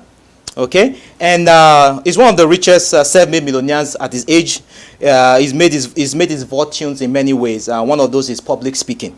He uses, so giving context to this particular video is that Vusi actually used his money to fund the hub in one of the areas in South Africa, and the hub will be free for the community, and the intent is to teach fully accredited courses by University of Pretoria. And entrepreneurs will get a free workspace, state-of-the-art boardrooms, access to mentoring, business tools for accounting, CRM, and many others. You know, using his own funds, was his passion, because, you know, he has a couple of businesses now, venture capital ventures that is trying to invest in the African youth. And what happened?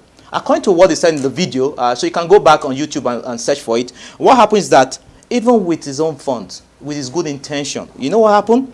It was sabotage. It was sabotaged by fellow South Africans in positions of authority. So if you go back to the video and you check it out, you will see the full video. Well, because it's a bit long, we have to cut it so that way we can actually see some of those questions I wanted us to discuss. So what do you think? Are we hindering ourselves? Are we our own problems? You know, because to me, act of sabotage is very evident in our home countries and even in diaspora. We always try to sabotage ourselves because we see ourselves as the enemy. But a good point that I took from that video is I learned something. That equal opportunities are never created. Okay? There's always limited spot because we people of African descent are seen as minority. How can we be minority? You understand? Look at the projection of the population growth that's happening in the nearest future. Okay? Look at how we support the entire world. Not only with crude, you know, minerals, precious stones. Okay? So if we come to look at ourselves as minority, and then now you are given a few positions, what's going to happen? A scarcity. People are going to fight for that position. Then we begin to sabotage ourselves. Okay? Because in my opinion, I just feel that scarce resources makes us, you know, want to hoard. You know, it makes people want to loot because it's not enough. So I have to keep for myself, my family. Okay? It's a selfish act. You understand? Because one thing you have to realize, human beings, we are not immortal. Okay? We come and go. You understand? And at the point in life, you see that material wealth is really irrelevant. And so we need to begin to realize this because it made a very valid point that why is it that few spaces are always created? You understand? There's an initiative going on in North America, and very good because a lot of companies are beginning to realize systemic racism. But still yet, I read an article recently in one of the big banks, and they're trying to create spot for senior executive, and they are locating about 5% senior executive position, 5% senior executive position for black and indigenous people. What's going to happen that? A lot of people who, you know, have not made that conscious, they've not opened their mind, they've not renewed their mind, you understand, may see that as competition. So now I've paid my dues. I'm in this position of authority now. I don't want somebody else or my kind, you understand, to take me off the spot. So I'm going to protect it with every means possible. You understand? This is ridiculous. And one thing I realized in the Caribbean and Africa, have you seen the budgets of some of these African countries? You begin to wonder how are they able to actually run the country? How? For instance, Africa, Nigeria being one of the most populous nations in Africa, with over almost 200 million population. Do you know the budget for 2020? Let me shock you. In US dollars, it's about 35 billion. For a country with close to 200 million people. Now let's go to the States. In the city of New York, with 18 million population, the budget, guess what? 89 billion. City of New York, 18 million population, 89 billion. You understand? So even with this scarcity, in many of these countries, we still see a lot of things that's not supposed to happen. You know, mismanagement of funds and all sorts. So please, when you get an opportunity, be it in career or business, support one another. Okay? In my place of work, I always look for opportunity to bring in, my fellow people of African descent. You understand? Because we are smart, we are intelligent, we are dedicated, we are committed. You understand? Recently, a report came out from the United States. One of the most educated people in America are Africans, and Nigerians for that fact. Okay? So we are very intelligent. People know this, you understand? So we should stop, looking at ourselves as minority and trying to, fit into that small space created. A lot of these multinational companies have made a lot of wealth, in Africa. You understand? I see no reason why to be giving such a small quota in the management position to these people. I don't even think we need that, because the more you relegate us, you understand, to that small numbers, the more we begin to compete with ourselves. You understand? And it just creates division. It's just not good. And I just want to encourage everyone. So please, you find yourself in your place of work, why not? You understand? Remember, black is not a nationality. Okay? Because you have a negative experience from a fellow person of African descent, you shouldn't categorize everyone like that. You understand? Someone gave you opportunity. I'm in the diaspora. I'm in Canada today. It was made possible by the sacrifices of those before me. Okay? Even in Africa today, many of the countries who are doing very well, who have been liberated from colonialism, was done by the sacrifices of people before us. And we, Africa, we export religion a lot. You know, we have the biggest exporter of Christianity right now. And what if I was to tell you that, imagine that one of the rules to get into paradise, heaven, was the question, oh, you want to get into heaven? Tell me one thing you did for humanity. One thing you did for humanity. I'm not telling you how many souls you won, how many churches you built. One thing you did for humanity. And that is the criteria to get into heaven. How would we feel? So please, play your part. You understand? Each and every one of us has a responsibility to do that. And please, the most important thing is consciously make that effort to realize that the fellow African is not actually your enemy. Okay? If we have an economic goal, you understand? We have aims, you understand? And like I said, together we unify, we can even do much, much more. I've been blessed in IT by fellow Africans. I've been involved in projects whereby I tell recruiters, I tell the managers or the HRO, look, I have a very intelligent, talented African. I bring him on board. You understand? If he messes up, does that taint my image? I don't think so. His actions is applicable to him, not mine. Okay? My biggest competitor is myself. I need to be better. Okay? So guys, please, let's renew our mind. For those who are Christian, the Bible says what? Be transformed by the renewal of your mind. Make that conscious effort to understand where you want to go, to contribute your own quota to the development of the continent. Otherwise, we may not have a place to call home. Otherwise, when we grow old, we pass away, what will our descendants say about us? You understand? What will they say about our generation? So guys, last week we talked about what? Wealth creation. And this week we are talking about, does Africa matter? To answer that question, yes, Africa does matter. Right now, there's a trend. Black lives matter. Why? Because of the injustice, the suppression of the black lives in America. It's uncalled for. Why is that happening? You understand? But I always tell people, you understand? I won't tell you where you spend your money. Okay? But invest in your own home. A house that is divided cannot stand. Okay? I see no reason why me and you cannot build Paris in Africa. I see no reason why me and you cannot build Disney in Africa. You understand? I see no reason why me and you cannot build Dubai in Africa. You understand? We don't need to spend our hard-earned money in countries or companies that do not care about us or our community. Okay? Okay? I'm not against you spend your money where you like. You understand? But what I'm trying to say, make that conscious effort. You understand? Be renewed by the transforming of your mind. Educate yourself. You understand? Ignorance is not an excuse. I have been blessed immensely by this particular episode. I hope you'll be blessed as well. Like I said, send in your comments and questions, and we'll try our best to answer it during the show or after the show. So remember that you need to renew your mind. You need to change the way you think. You need to, if you have a bad experience with an African person or a person of African descent or business, you don't go to an Asian store and because they were rude to you or because you had a bad experience, you say, I'm never going to an Asian store no more. You still go. You may not come back to that specific store, but you go somewhere else. So because of the experience you have in one with one African person or people, a person of African descent or their business, you understand, you shouldn't generalize. I will not generalize the bad intentions of one European or an Arab or an Asian and say, oh, that's how all Arabs or Asian or Europeans are. No. So do not generalize. Do not become a label. You understand? You know, we Africans need to unite. We are one people. Whether you are Caribbean, whether you're Black American or African American, you understand? Or as some people say, oh, I'm true African. I don't know what that means. You understand? People of Africa, every black person is an African. So guys, please, I want to say thank you for joining me so far, and it's been an amazing experience and journey throughout this show. I hope you've been blessed. Thank you so much. Remember, after the live broadcast, this video will be available on our YouTube channel at GBKM TV and Instagram as well. Please share it for those that will be blessed by it, and you know, tell your friends back home. And remember, some of these leaders that we talk about who are not doing well, they're human beings. They're not robots. Okay, if you cannot reach them, maybe you know the first lady, their spouse. Talk to them. Maybe you know a commissioner, a mayor, a minister, a governor, whoever it may be. They are human beings. They may be your classmate. They may be a family member. They may be your friend. Speak to them. You understand? We need to renew our mind. We need to start thinking, you know, of ways to make Africa great, to make our home countries great. Let's develop our own. For those of us in diaspora, we've done amazingly well in the diaspora, doing so much thing for our communities here and for the country as well, be it in Europe, in Canada, or North America.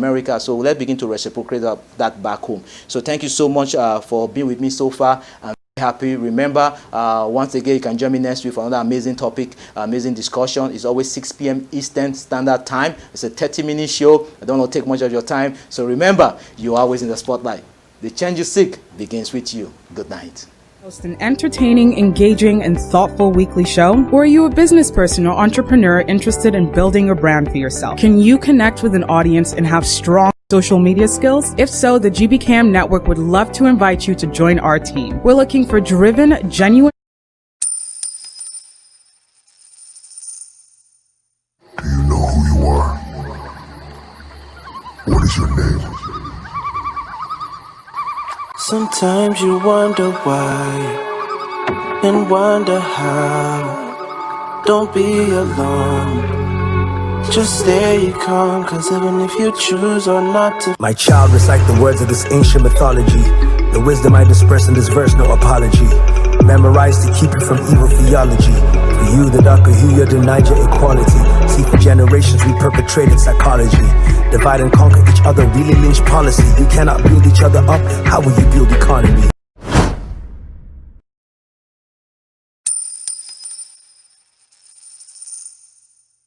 Do you know who you are? What is your name? Sometimes you wonder why and wonder how. Don't be alone.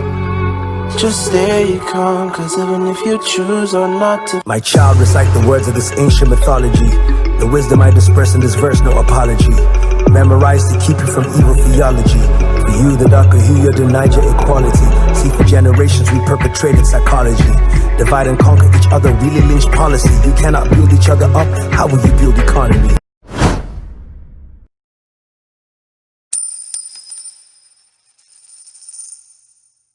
Do you know who you are? What is your name? Sometimes you wonder why and wonder how. Don't be alone. Just stay calm, cause even if you choose or not to. My child, recite the words of this ancient mythology. The wisdom I disperse in this verse, no apology. Memorized to keep you from evil theology. For you, the darker hue, you denied your equality. See, for generations we perpetrated psychology. Divide and conquer each other, really lynch policy. You cannot build each other up, how will you build economy?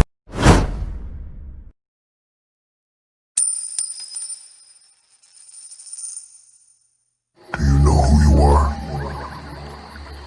What is your name?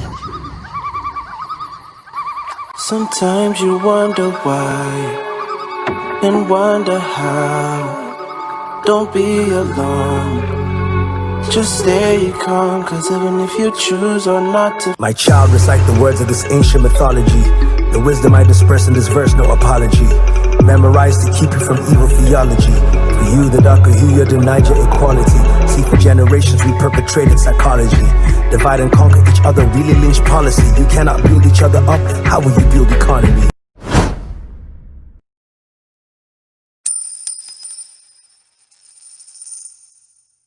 Do you know who you are?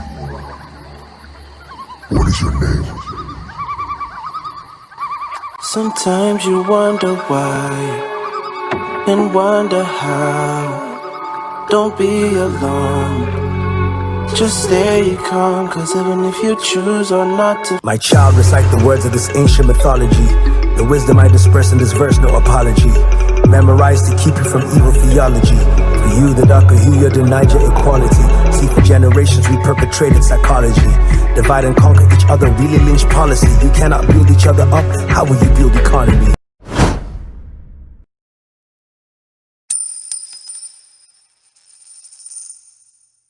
Do you know who you are? What is your name? Sometimes you wonder why and wonder how. Don't be alone, just stay calm, cause even if you choose or not to. My child, recite the words of this ancient mythology. The wisdom I disperse in this verse, no apology. Memorized to keep you from evil theology. For you, the darker hue, you denied your equality. See, for generations we perpetrated psychology. Divide and conquer each other, really lynch policy. You cannot build each other up, how will you build economy?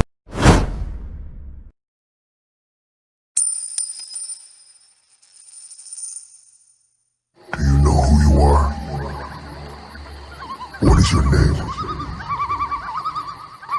Sometimes you wonder why and wonder how. Don't be alone, just stay calm, cause even if you choose or not to. My child, recite the words of this ancient mythology. The wisdom I disperse in this verse, no apology. Memorized to keep you from evil theology. For you, the darker hue, you denied your equality. See, for generations we perpetrated psychology. Divide and conquer each other, really lynch policy. You cannot build each other up, how will you build economy?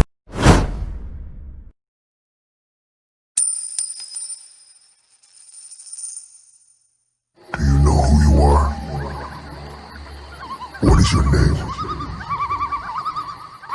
Sometimes you wonder why and wonder how.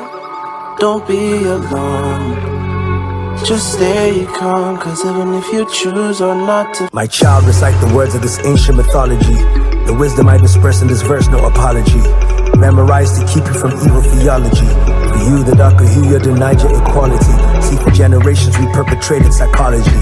Divide and conquer each other, really lynch policy. You cannot build each other up, how will you build economy?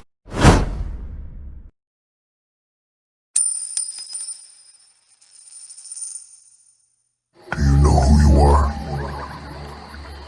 What is your name? Sometimes you wonder why and wonder how. Don't be alone, just stay calm, cause even if you choose or not. This is a song.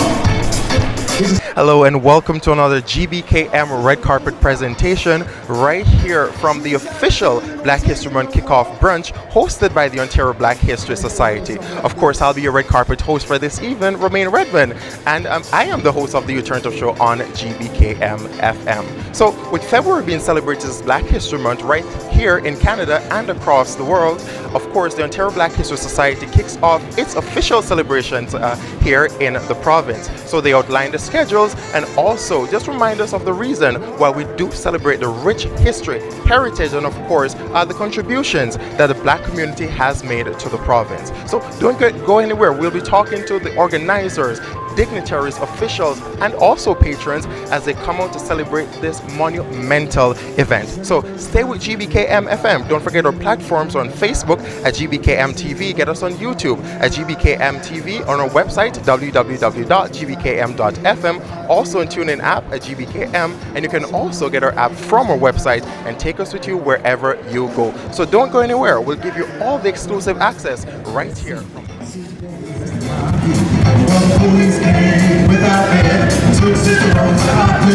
Well, and I'm being joined by the lovely Fernanda here. But Fernanda, we're at the official Black History Month kickoff lunch, and you said that you were here with your organization is? It's the Central Technical School Alumni Association. Wonderful. And why was it important for the association to be at this event, though? They are great supporters of one of our projects. We have been paying tribute to one of Canada's first Black Olympians, Sam Richardson. So they were supportive of naming the pathway in front of the school after Sam Richardson. And this year, on May 13th, we're going to unveil a Heritage Toronto plaque in his honor. And this was possible through the help of many people, and the Ontario Black History Society was instrumental. Absolutely. I wanted to say thank you so much for coming and representing, and congratulations on the great work that you're doing. But have a lovely day today, okay? Thank you.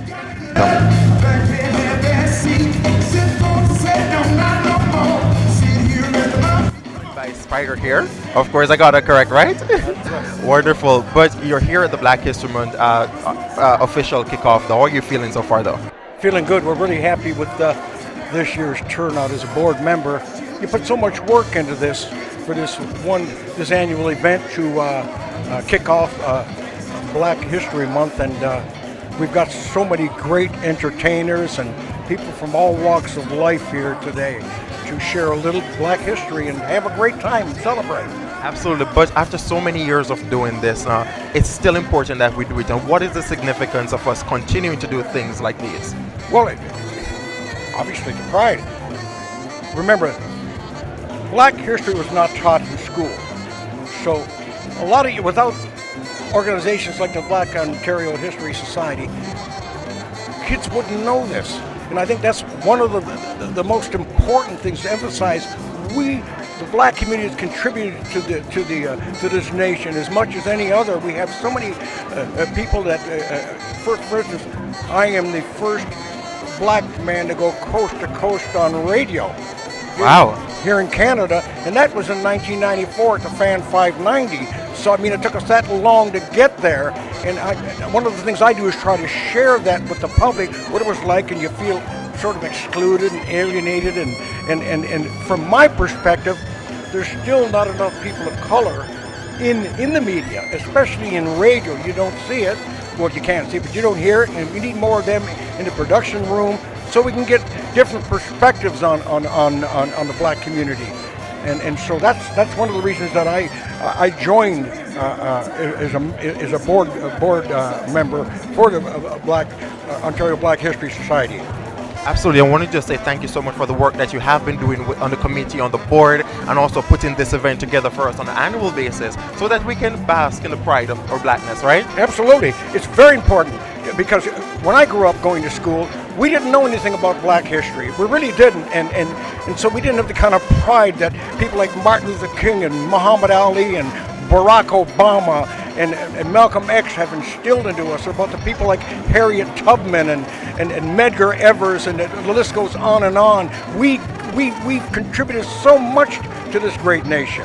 Absolutely, and thank you so much for joining me on the carpet today. But have a great day today, okay? My pleasure, thank you.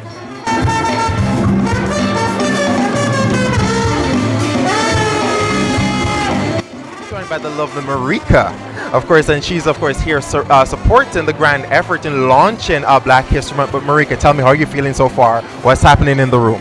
Oh, I love it. I love the atmosphere, to see everybody coming out of all nationalities and supporting today. It's beautiful. Absolutely. But as we say, why is it important that you must be here every year, not just this year, but and for those at home too, to come out and support an event like this? It is very good to see different cultures and different careers. So even for the young generation as well, to see that there's people out there, not just what's on the media, but also to see that we're out here. I'm also in transit, city transit, and I'm also in the healthcare profession. Wow. And I'm also on the executive board at QP for my local as well. So we're all out here supporting the cause, and it's beautiful. And it's wonderful that you should choose to say that, because the lovely thing is I'm seeing literal police commissioners, I'm seeing doctors and lawyers, everyone is here. And even though those are traditional fields of career paths, but everyone is represented. Absolutely, and that is the beauty of here, just to see that and know that anyone can do this in all various careers. It's beautiful. Absolutely, and thank you for joining me here. Have a great day. My father is an inspiration to all us, all the sons. And I just want to say to my dad, thank you for everything, and we appreciate what you've done for us and how you've raised us to be fine young men and honest men. I just want to say thank you to you. Of course, I'm being joined here by or local police here, Peel Region Police, but especially special here today is of course Mrs. Berkeley Brown. But Mrs. Brown, events like this, launching Black History Month, of course yourself being off our group, but of course the police getting involved in initiatives like these. Right, absolutely. This is one of the important events. As an organization, Peel Regional Police is committed to working with the community, and of course that includes the Black community. So events like this is just kind of what propels us to continue to do that work and try to make the inroads with the community. Absolutely, and I know that one of the mission for the police department is really bridging that gap between the department and the community. Tell us a little bit more about that, please. And I'm speaking for Peel. In Peel, that is a key thing, because we all know that to build trust, develop trust, it is about working within the community. In Peel, we have what we call our community mobilization team, and that's a group of officers who are committed to being in the community, getting to work with the community. We've got a new chief, Chief Nishan Duriapa. One of the things we do is we've got various advisory committee. One of those is the Black Community Advisory, the Chief's Black Advisory Committee. So that is made up of leaders and members of the Black community of Peel. Wonderful, but are you liking the turnout here today, because it's a full room? Absolutely. Listen, as a woman of color and a member who is committed to community development, when I see groups like this, it's inspirational, it's inspiring, and it makes me as an individual want to do even more and get so much more involved with the community. I love it. Absolutely. I want to just say thank you so much for joining me on the carpet here today, but enjoy the rest of the day, okay? I will. Thank you so much. You see, I've been around a long time, and you know I paid my dues. All right, come on, play the blues for me. Of course, and right now I'm being joined by the president of the Ontario Black History Society, and I tell you the efforts that herself and her team has put together for this event is absolutely spectacular, and she's just going to give us some insight into that. But Miss Henry, of course, congratulations to you on today's stage. Thank you. I'm so glad that you can join us. It's great to see a wonderful turnout, another sold-out event as we celebrate our 32nd annual kickoff brunch for Black History Month. And so, I'm looking forward to a great program. Yes. Yes. But of course, you are the president, but putting together events like these, I mean, the official launch of Black History Month, give us some insights into what that is like for the board and yourself. I know it's busy. Our board is phenomenal. We have a great group of volunteers and our office staff, our manager Michelle and our office assistant Pam, and we have student interns. We start planning, months in advance. Absolutely. It takes quite a bit to pull this off, and so, we have a real good effort to help pull things through together for this day. And, when we come here and we see the turnout and how much people really enjoy it, it really makes it worthwhile. Absolutely. But 37 years, why is it still important, as it was 37 years ago, to have events like this and celebrate Black culture, not just here in the city, in the province? Well, it's our 32nd. And, this is our premier fundraising event. The Ontario Black History Society is a nonprofit organization, and a lot of the work that we do, of course, is to preserve and disseminate information about Black history. And so this event really, the funds raised through this helps us to do that, helps us to put on programming throughout the year, as well to help educate other people and to bring this information to the wider public.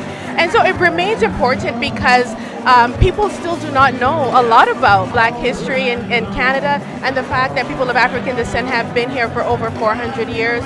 We still do have the reality that in the curriculum there isn't anything that students have to learn around the Black presence in Ontario or in Canada. And so that's some of the gaps that we work to continue to fill, along with working with other organizations across the province, some of the heritage sites, in order to support them with the wonderful programming that they offer as well. And so our work remains very relevant, and we really appreciate all the support that we get.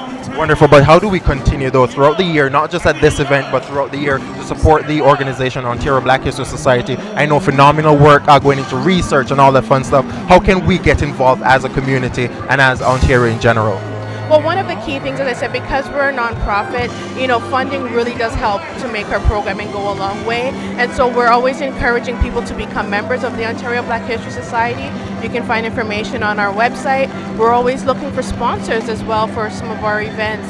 For example, this past year was the first time that the second time that we had our Emancipation Day event open to the public, something that was more of a private event before. But because of funding and sponsorship from TD Bank, we were and Canadian Heritage, we were able to open it to the public, and almost 300 people attended. So that speaks to the interest and the need for the events that we put on. And so these are some of the ways that people can support us. You can follow us on Twitter and Facebook, and you can keep abreast of all the events that we're hosting, and to come out and show up and show your support for us in that way. Absolutely. And also, guys, definitely, because you see the thing is with our community, we need to band together, and the police said that earlier today. She's over the moon to see the turnout today, but of course I know you must be happy especially. I'm thrilled, and our theme this year is Ubuntu, I am because we are, and that really is the sentiment that we want to express, the collectivity and the solidarity. It's glad to see that here today, and it's something that's important for us, for our young people, and for our community to remember, to as a way to move forward. And so I'm really glad that people can join in that theme with us this year. So then I want to say congratulations to you on behalf of GBKM, but of course we'll definitely see you on the inside. Thank you for talking with me. You're welcome. Thank you. Because Sister Rose, we don't ride on the back of the bus no more.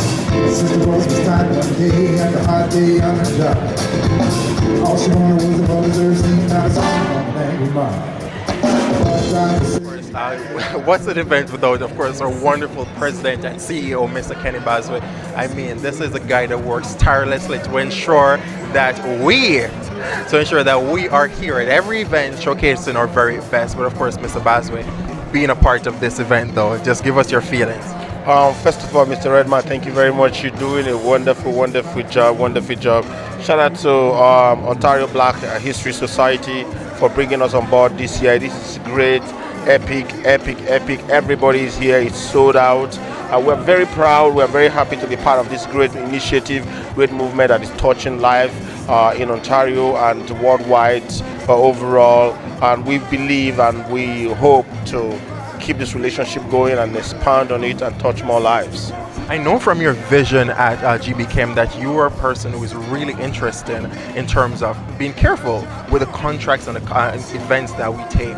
But of course, Black History Month and its celebration, how important it is to you personally and also for the culture and vision and mission of GBKM FM. Thank you very much. This tied directly to the apron of GBKM FM. If you go to our website and look into our mission statement, you will see that this tied directly to the apron of our mission statement. We're established to promote Africa Black cultural heritage and more.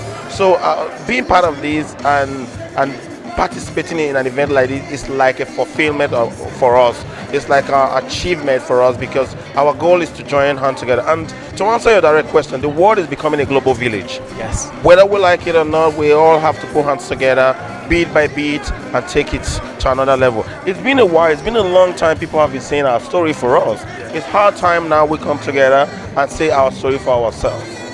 Absolutely, and thank you so much for that, Mr. Baswe, but of course, and thank you for being the champion that you are, and for keeping me in a job, of course, keeping me in a job, but of course. You guys are doing a good job. It's our pleasure. It's our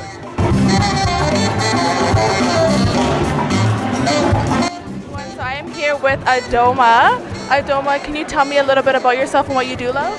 Great. So yes, my name is Adoma Patterson, and I'm president of the Jamaican Canadian Association, located in Toronto. Awesome. How is it being the Jamaican Canadian Association? So you know what? It's a lot of work, but it's a fantastic opportunity. The JCA, most people know it as the JCA, is 58 years old this year. And so I'm the 17th president of the organization. And so I follow a long line of people who have done a lot, not only for the organization, but for the Black community in the Greater Toronto area. And so I'm quite honored to be the current president overseeing this massive and very important organization in the GTA. Because you work so closely with a lot of great Black leaders, how does it feel being at this brunch this evening? So we're always happy to support the OBHS brunch. We are here every year. They are one of our partners because we know that together we are stronger.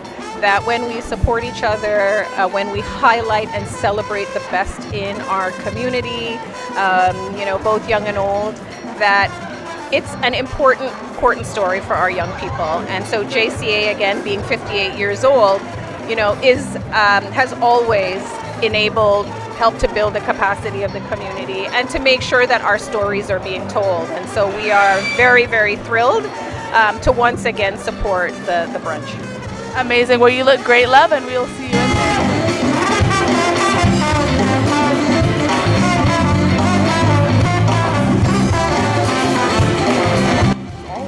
Such fun and such pleasure to meet upon GBKM royalties. Of course, the Honorable Dr. Jean Augustine is no stranger to GBKM, a firm for support of GBKM FM, but of course today she's here at the official launch for the Ontario Black History Month with the Ontario Black History Society, and this is a lady of many firsts herself. But of course, Dr. Augustine, how are you feeling? Let me start with that. Good morning, and it's a great opportunity for us to greet each other at the beginning and the opening of Black History Month 2020 in Canada.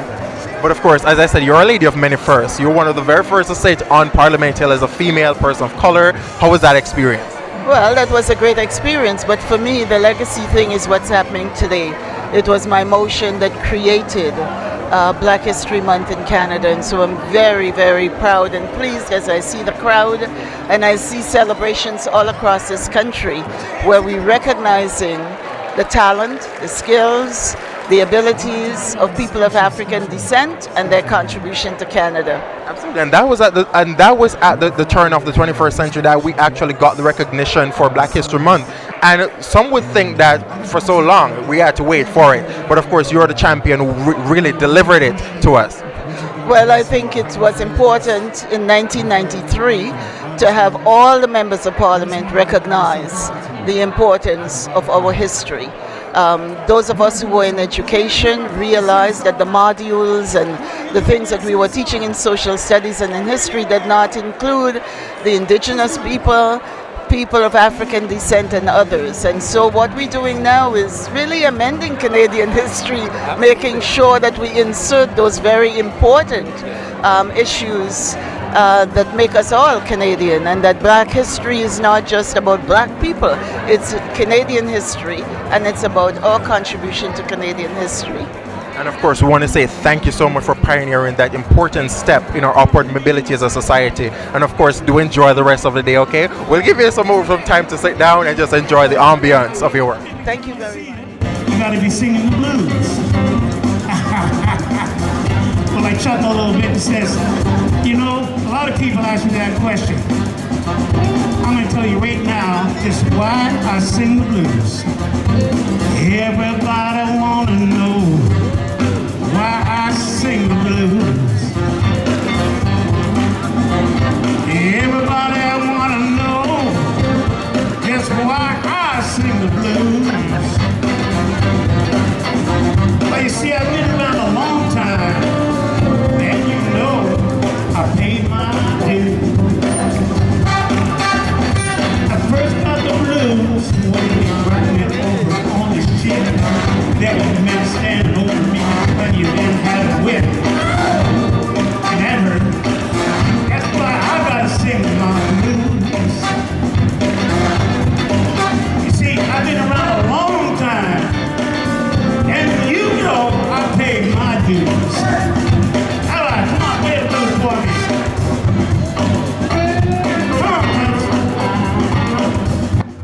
Joined here by no strange face to GBKM FM, and definitely no strange face to me. It's MPP Mitzi Hunter, of course, candidate for leadership of the Liberals, Ontario Liberal Party. But of course, Mitzi, you're here celebrating today the official launch, Black History Month in the province. I know you've been talking a lot. You've been very vocal about moving the community forward.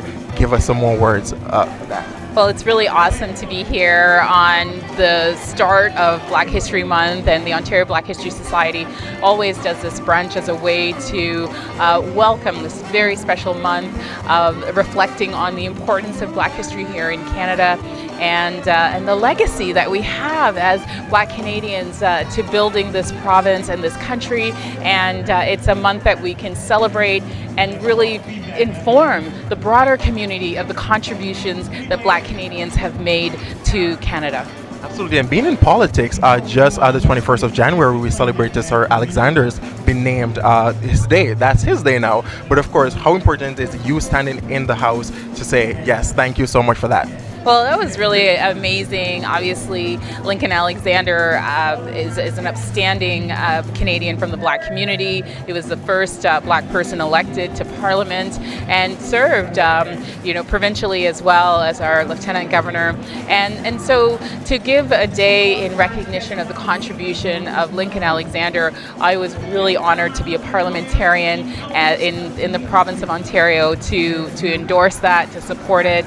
It's another way of really celebrating Black excellence and letting particularly young people know of the legacy and the contributions of many, many Black Canadians to Ontario and Canada's history. But of course, you have been very, as I said, vocal on your platform in your campaign for leadership of the Ontario Liberal Party about policies that really reflects the Ontario society. Shed some more light on that for us, please. So I'm really thrilled to be the change candidate in the race to lead the Ontario Liberal Party and to be Ontario's next premier. And of course, it's history making, and it's an opportunity to really put forward a new face, a new voice, and new ideas for the future of our province. So I'm absolutely thrilled. My platforms include things, like mental health support for young people under the age of 30. I'm really championing the very important issue of gun violence and safety in our community, making gun violence a public health concern so that we can do preventative programs and keep our communities and our neighborhoods safe. Also, of course, education. As the former Minister of Education in Ontario, I have an opportunity to put forward policies that really go beyond what we're seeing right now with the chaos in our classrooms under the current government, and to really focus on excellence and how do we get our graduation rates up to 90%, which includes all students of all backgrounds and all communities, making sure that they succeed in school and have the opportunity to go on to more fulfilling lives and to really choose their career path moving forward. Absolutely, Ms. Hunter. Thank you so much for joining us on the carpet here today, but do have a great time on the inside, okay? Thank you, as always. You are welcome. Nice to be here with GBKM FM. Must be told about Sister Rosa Parks. She decided she wasn't going to take it no more. And it goes a little something like this. Of course, we have to thank all the support that we're getting here at the official Black History Month kickoff brunch hosted by the Ontario Black History Society. And of course, I'm being joined by leader of the NDP here and also the official opposition at Queen's Park representing the community. But of course, Ms. Harvath, how does it feel to be here with us today? Well, it's always a fantastic event, and it's nice to be in a different venue to kind of change things up a little bit. Lots more room, and as you can see, there's such a buzz happening. People are, really thrilled to be here, as am I, to be here again, because it's really so important to make sure that we are not only, acknowledging and reflecting on the fantastic contributions of the diaspora of Black communities that have built our province, but also making sure that we are recommitting ourselves to some of the challenges that we still face here in this province, and we have to acknowledge that and tackle it.